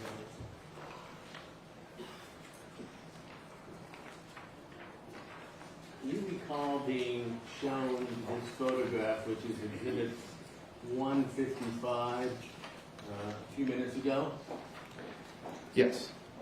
And were you shown this photograph at the time of the grand jury? I don't believe so. You gave testimony today regarding the size, how sharp the sides of the blade would be or have to be things of that nature. You recall that? I'm going to object, Your Honor, that misstates the evidence. He didn't talk about Excuse me, you're making a speaking objection. That'll be sustained. Did you give testimony concerning the blade and how it would have appeared in terms of length, whether it was sharp or serrated? Do you recall that testimony here today? Objection, Your Honor. The compound. Sustained. Part of it is true and part of it is not. Dr. Ukpo, did you meet with either of the prosecutors before your testimony today? Yes. And which prosecutor? Or both? I met with Beth Silverman. And when did you meet with her? I met with her today, and I've also met with her, I don't recall which day, but also over the telephone. Okay. And did she show you the exhibit that has been marked People's 155? Is this before me, Exhibit 155? The one that's on your screen, yes. No. Have you ever seen that weapon before, that knife? I have not. But she asked you a question about that knife during your testimony. Is that correct? I object. It's been asked and answered. No, it has not. Overruled. Yes. And you gave some testimony concerning a serrated edge. Do you recall that? Yes. The knife that was used to kill Fabio Sementilli, according to your autopsy of his body, did that, well, let me withdraw that. Your Honor, I have a document that is labeled Victim Sementilli Autopsy Exam Amended. Is this an autopsy report? This is an autopsy report, and Very good. the number, Sementilli number, base number is 000332. And I approach, You used to have that marked? yes, 621.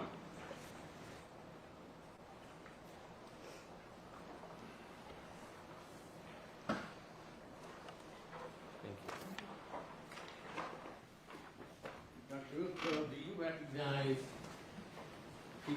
Defense Exhibit 21, which you said? 621? I don't recognize this document. Did you prepare it?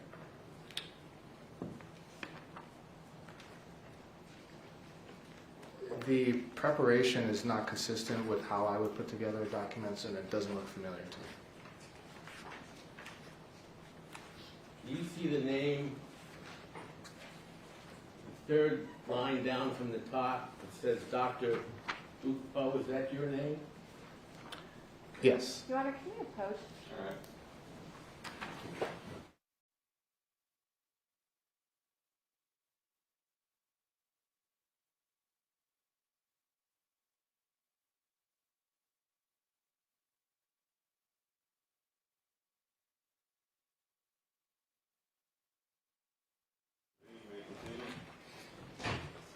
Thank you, Your Honor. Dr. Ukpo, I think I misstated something that I was showing you, Exhibit 621. You've never seen that before, is that correct? That's correct. Before right now. Before right now, that's So correct. this is not an amendment to your autopsy report. No, it is not. In fact, you don't even really know what it is except what is written on it. Yeah, the style just doesn't look like an official document, more like an email, maybe, if I were to speculate. Okay.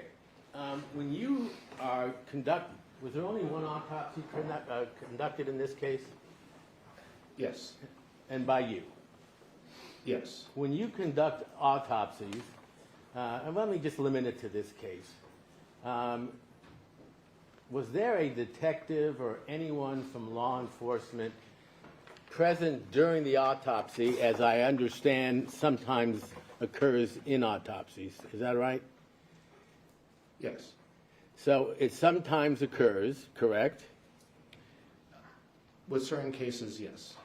And just so the jury is educated, and I am too, for what reason would a detective be present during an autopsy? Objection calls for speculation. I don't know if it was answered, you know, the answer, doctor. The medical examiner's office, the goal is to prevent premature deaths, and so we often cooperate with agencies that are put in the position to help prevent premature deaths. And in this circumstance, law enforcement person is investigating the death, and so it is common when there's a homicide that they attend just to get information from me regarding my findings. And information regarding your findings in the case that you were doing an autopsy on, correct? Yes. Okay. So I take it you've had detectives or law enforcement at previous autopsies you conducted?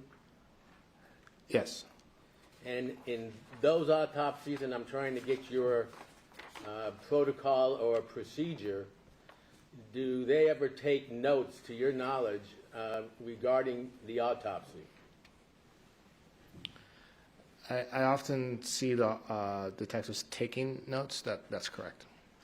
And when they take these notes, are they required, regarding your rules and regulations, to show you any reports they have prepared as a result of those notes?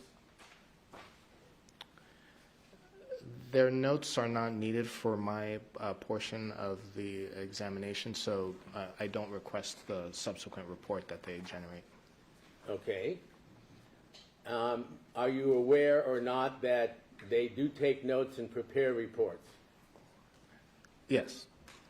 Are you not concerned at all that the conclusions in those reports, if there are any, are accurate? Objection. Irrelevant. It's argumentative, just saying on that ground.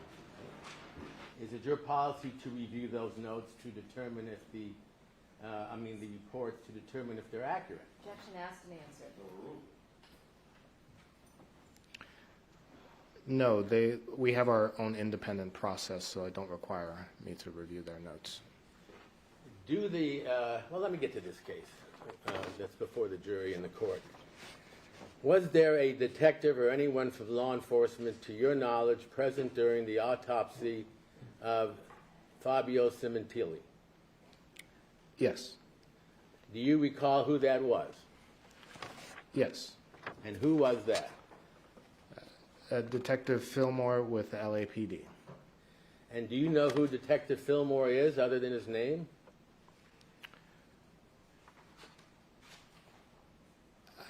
I'm unclear what is meant by who he is other than his name. All right, that's a poor question. Do you know if he was involved in the investigation of the death of Fabio Sementilli?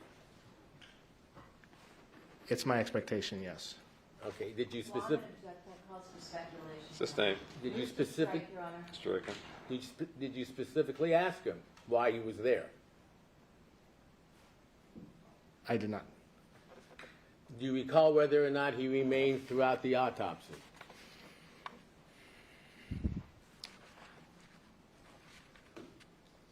It is common practice that the detective remains for the duration of the autopsy. There are some circumstances where they leave maybe earlier, but I don't recall specifically for this case. So you don't have any independent recollection whether Detective Fillmore Plourde, Plourde, stayed for the entire autopsy? For the entire being all the way up to the point that I was done and leaving the autopsy, no, I don't. Okay. During the course of how long did the autopsy take, if you recall, approximately? I don't recall for this specific case. I may have that in my report here. I can derive it from my report, but otherwise I don't recall. Would you mind, if it's in your report, finding it and letting us know? I'll look at timestamps to see if I can do that. Okay. You don't have the time to do it now, is that what you're saying? No, I will look at timestamps to see if I can do Oh, that. I'm sorry, thank you. Do that now. Okay, thank you. I didn't know if you said this evening.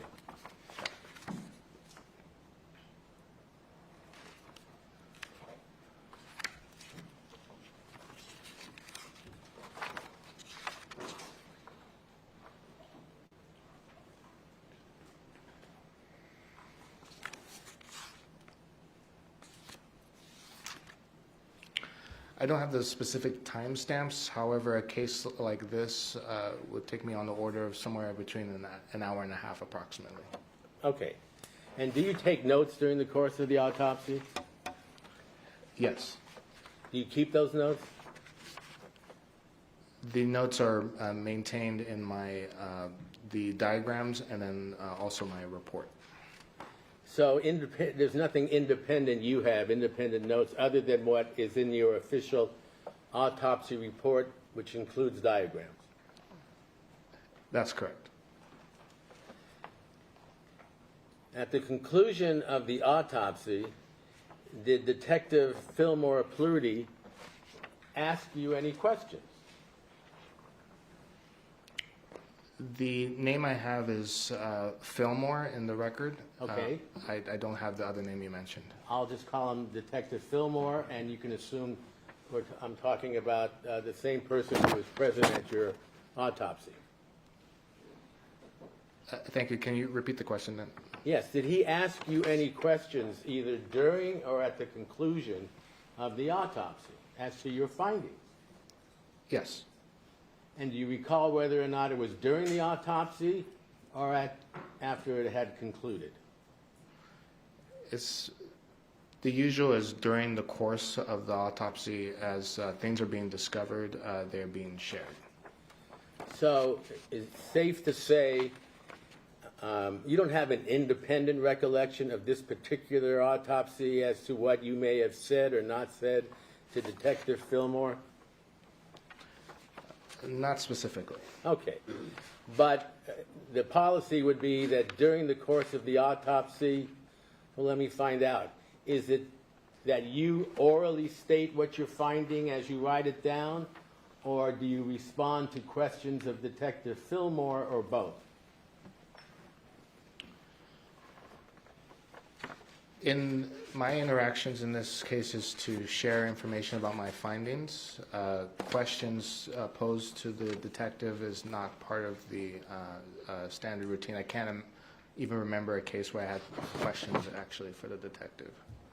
So, at least policy-wise, whatever Detective Fillmore may have prepared, and I take it you have not seen the report that has his name on it that I showed you, Exhibit 621, correct? No, I don't have that report. Okay.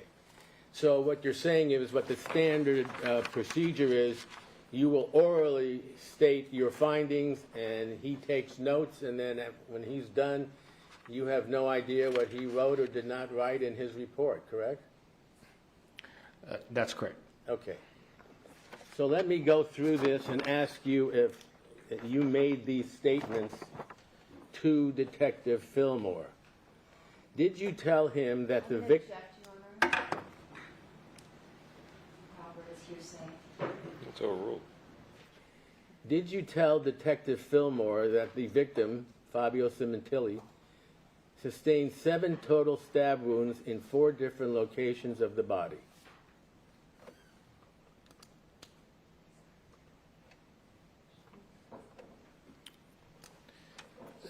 That would be consistent with what's in my report, so I think that would be consistent. Okay, what I'll be asking you is that an accurate statement? So there are, speaking of 4 segments of the body, I would have to interpret what parts of the body that equaled 4 in this circumstance. There's the right side of the neck, the left side of the neck, the chest, and then the leg. And in that sense, I would agree that there are 4 parts of the body that were stabbed. Okay. And now, parts is different than wounds. Isn't that correct? Parts would be the region of the body which is distinct from a wound, yes. A wound would be each individual, in the case of a knife, stab wound, correct? Yes, there would be, wounds would be separate, yes. How many total stab wounds did you find in the body of Fabio Sementilli? So there were stab wounds of the Can you just give us the total? I'm sorry. Or do you need to count them up as you're doing this? I think that I can do it one of two ways. Either way you want, I'm can sorry. have me look at, I can look at the report and give you the exact number. Whatever you prefer, Okay. which I take it is to review the report. Correct. Okay.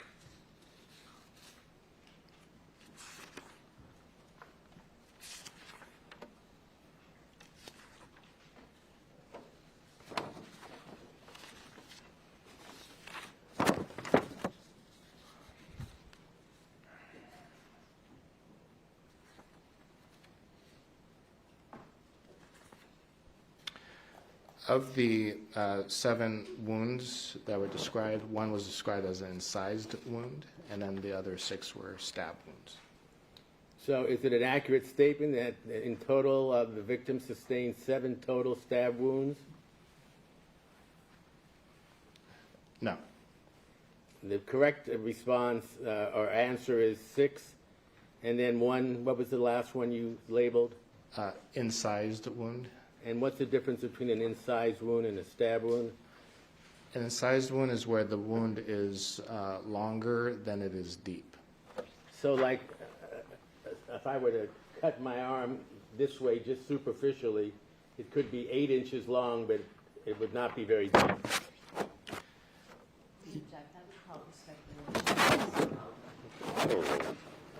You know what I'm describing? I believe so. Okay, and your answer is?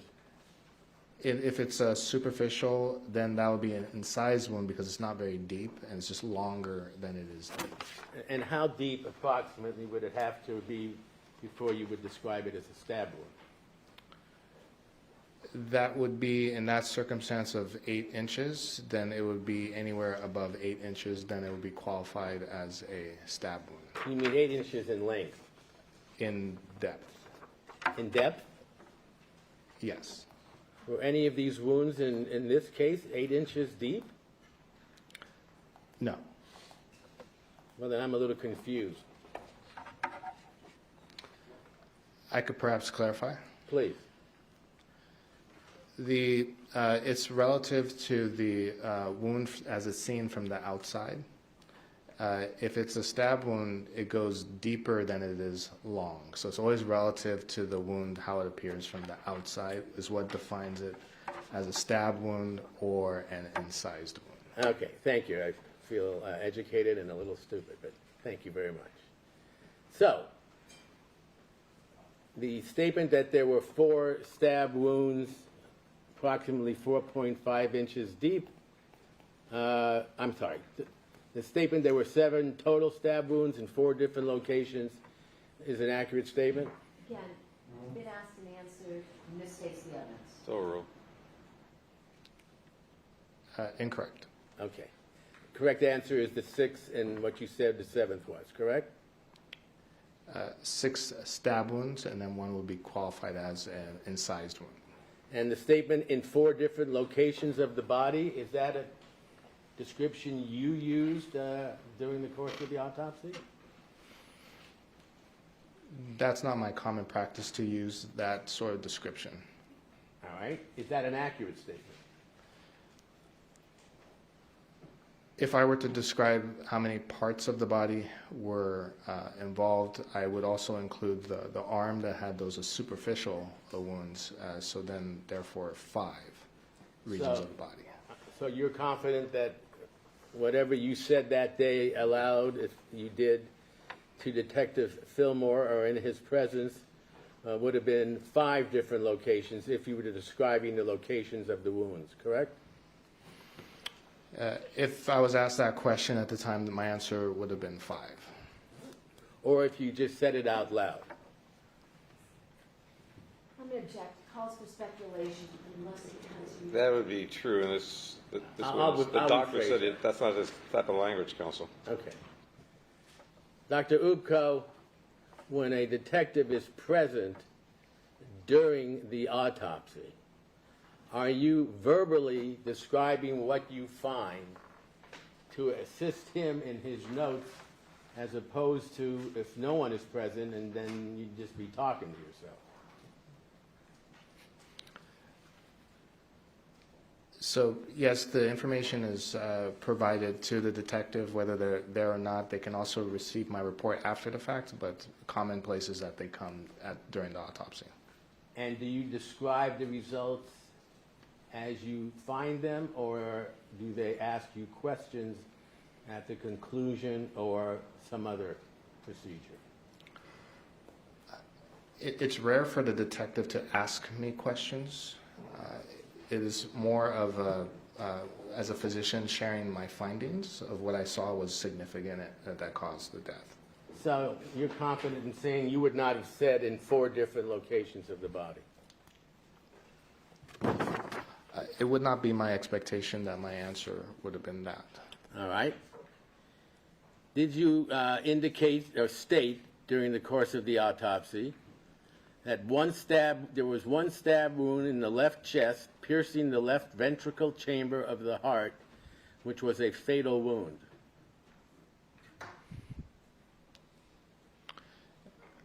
I would say that that statement would be an interpretation of what I said. Is it an accurate statement? It is accurate, except for the word fatal is not one that I use in my practice. So if the word fatal is there, it did not come from you.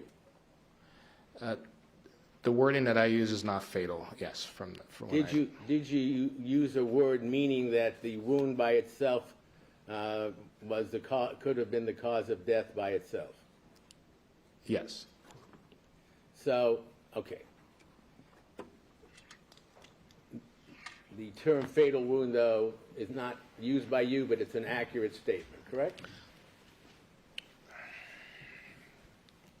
I would not describe it as accurate. That's how I understand people would understand it, but that's not what I would say is accurate.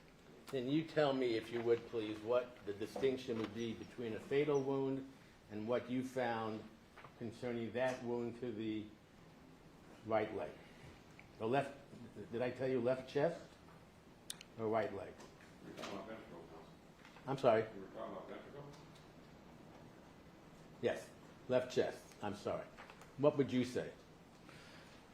The wording I would use is immediately life-threatening injury, because I think it gets rid of any potential confusion. Okay.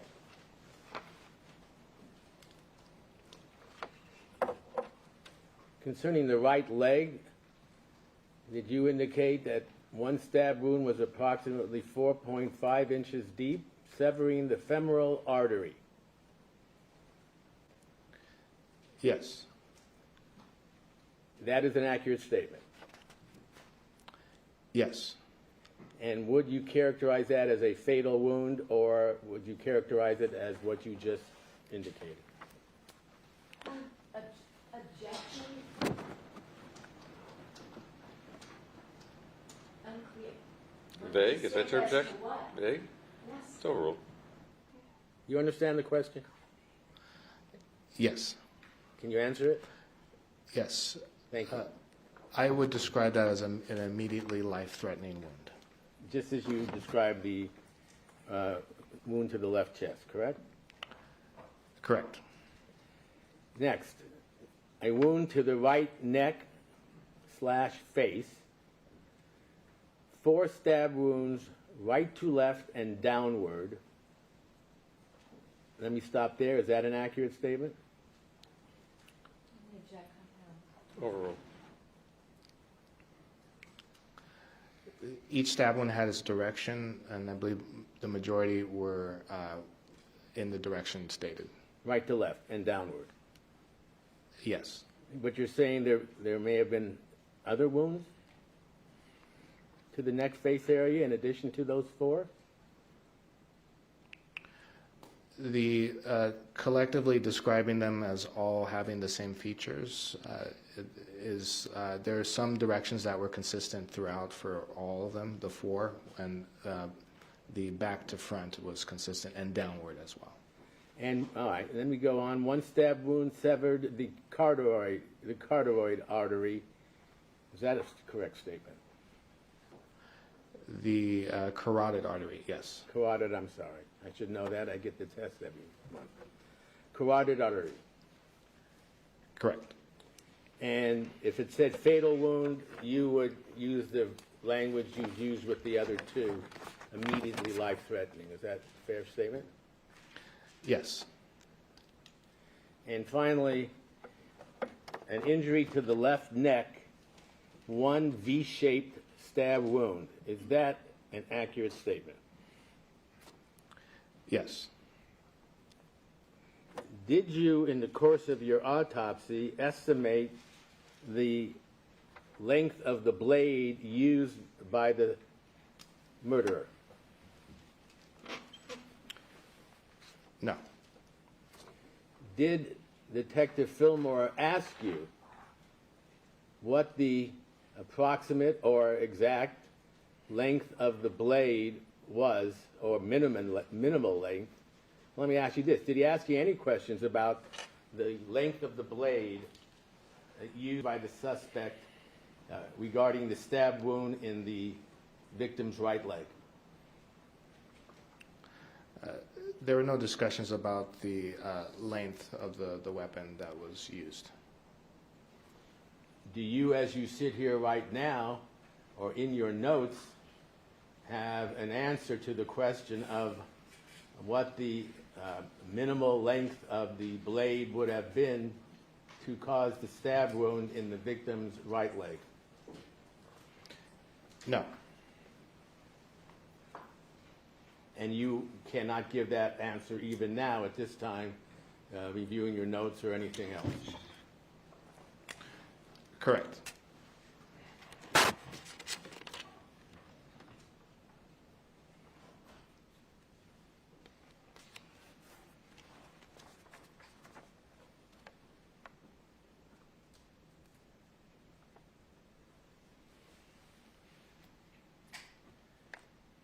The right leg injury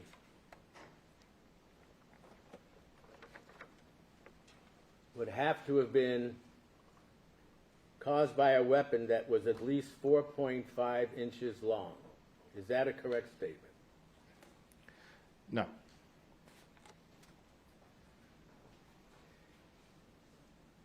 The wounds, and we're talking about all the wounds, were they consistent with a one-sided edged weapon without a serrated edge?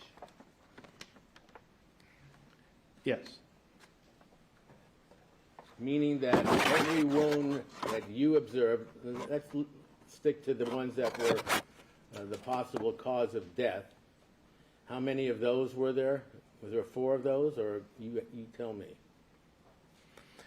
There were 3 that were immediately life-threatening. Okay. Would they have to have been caused, or were they caused by a one-sided edged weapon without a serrated edge?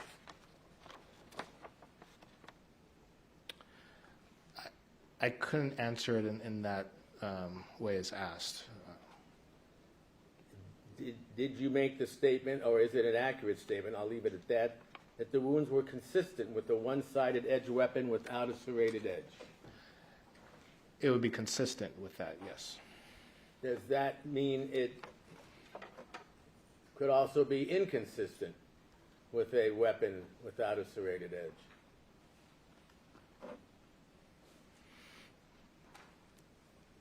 That would be incorrect. In other words, what I'm saying is, in this case, those wounds, would they had to have been caused, the life-threatening wounds, with a one-sided edged weapon without a serrated edge? That's one possibility. What's the other possibility? The other possibility was that there was a serrated edge.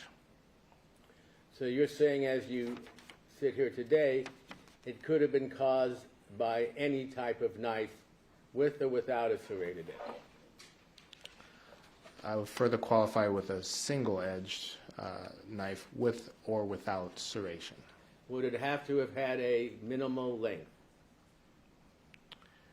No. Did you tell that to Detective Fillmore? That discussion would be very unusual in my practice, so I don't believe that would have happened here. Okay. The victim sustained a shallow scratch or non-fatal laceration to the left armpit area, approximately 10 inches in length, running vertically. Is that an accurate statement? No. Were you asked to describe was there a shallow scratch or non-fatal laceration to the left armpit area? The description words for what it is what I cannot agree to. What can't you agree to? The description of a laceration as the term. If I took that out and said victim sustained a shallow scratch to the left armpit area approximately 10 inches in length running vertically, would that be an accurate statement? That would be an accurate interpretation of what I shared. So the word you have problem with is non-fatal laceration, is that right? Correct. Were you able to ascertain the order of the stab wounds you observed in the victim? No. Were you able to determine if there was more than one weapon used? No. Were you able to determine whether Fabio Sementilli was alive prior to all the stab wounds? Yes. And that's based on what? All the wounds that were examined showed bleeding. In order for bleeding to happen, your heart has to be beating, that you're alive, and therefore these injuries happened while he was alive. Was there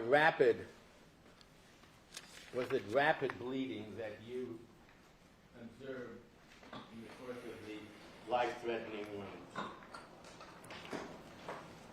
Is that an act? Well, let me change that. Regarding the wound to the thigh,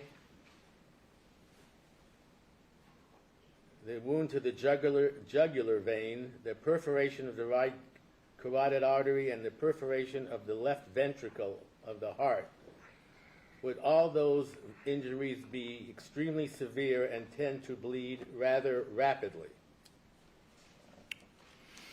It's my expectation, because there are large vessels, including the heart, that the bleeding would be expected to be rapidly, although I don't observe the rate itself. And was that your testimony that you gave at the grand jury, if you recall? I don't recall what question was asked for that, and if that was my answer. All right, let me give you the question and ask you if you answered yes.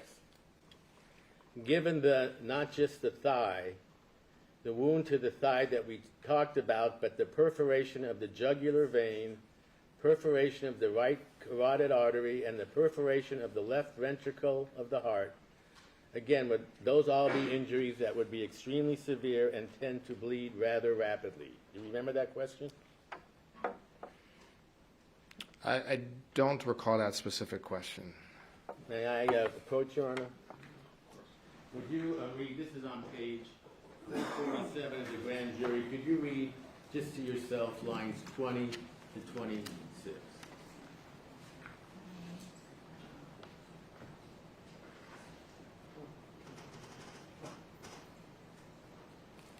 Yes.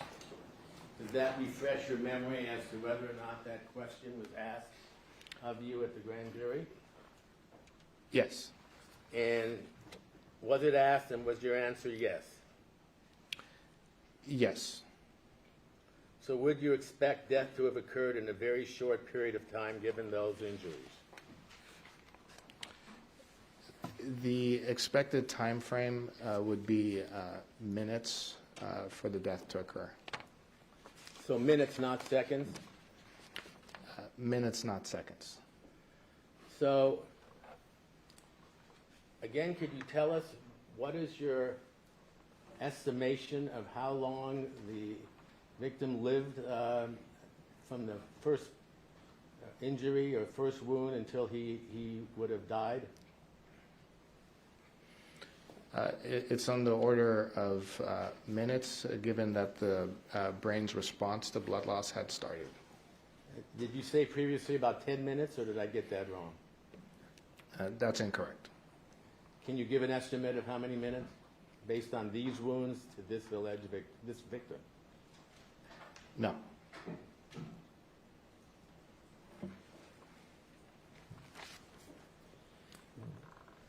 Would there be any way, other than if you were a doctor, for the murderers to know whether or not the victim, in this case Fabio Sementilli, was dead or not, and at what time that, well, he was dead, but at what time that occurred?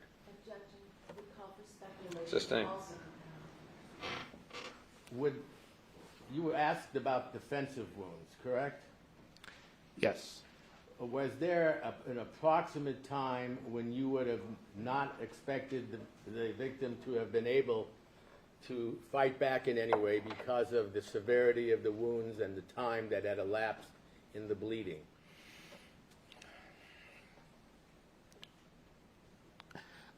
I believe you're asking if he could have been incapacitated. Yes, thank you. There is, with the wounds that would have been bleeding, I don't have an expectation of when incapacitation would have occurred given these wounds. But it would have to have been sometime within that 10-minute period, correct? Sorry, Counsel, there's no 10-minute period. I'm sorry. Do you have an estimated time of how long Fabio Sementilli lived from the moment of the first injury until he was dead? The best estimate is an order of minutes. But no more specific than minutes? No more specific. And it is your statement or testimony that there were no defensive wounds for whatever reason? There were no wounds that would be classically described as defensive wounds observed. Which means, in layman's lingo, he was not, there's no evidence that he was able to fight back because of the severity of the wounds. Is that a fair statement? It's not based on the severity of the wounds, but rather just looking at the body, if there were any defensive wounds, which I did not see any. Okay, so that's based on the assumption that if he were able to, he likely would have fought back or resisted in some way. No objection. That calls for something. Sustained. Well, you did give a statement that you would have expected, absent some occurrences like surprise or so forth, for there to be defensive wounds, correct? Objection. The state's the evidence. There are scenarios that I shared earlier about someone who may not be able to have defensive wounds, yes. Okay, and I'm not going to repeat that. You gave the reasons why, correct? That's correct. So, getting back to Detective Fillmore,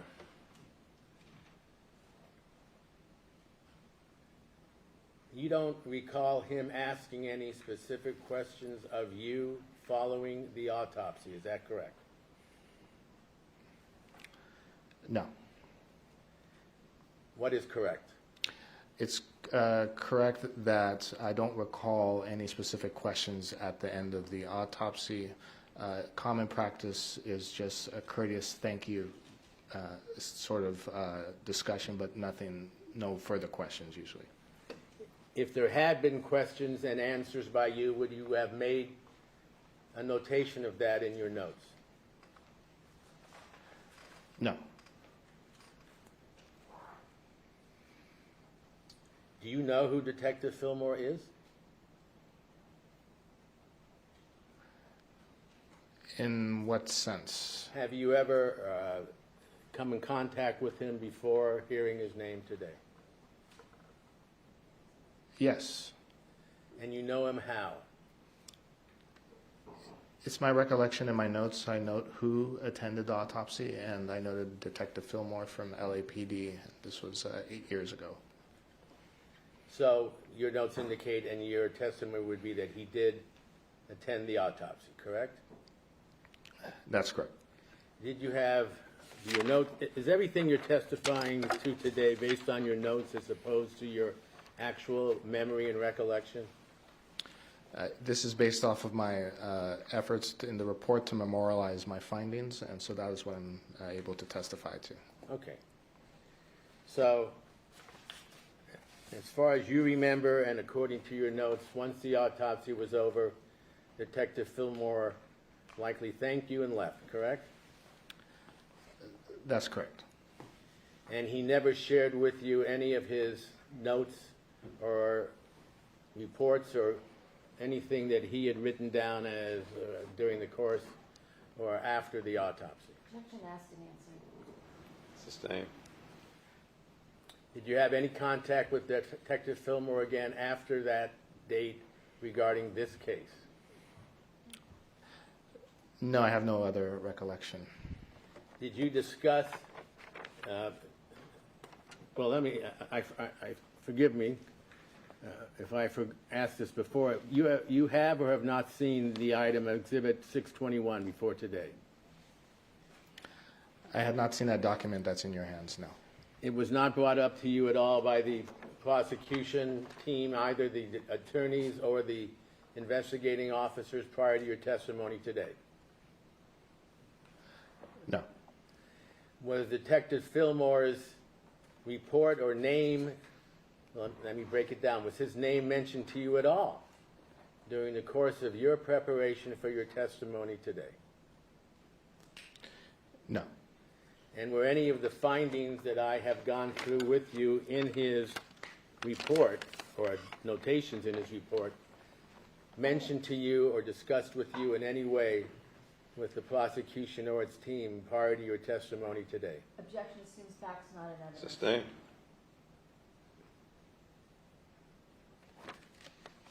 I read to you the contents of this report. You recall that? Your Honor, I'm going to object again. No. It's overruled. That's to that. Objection rescinded.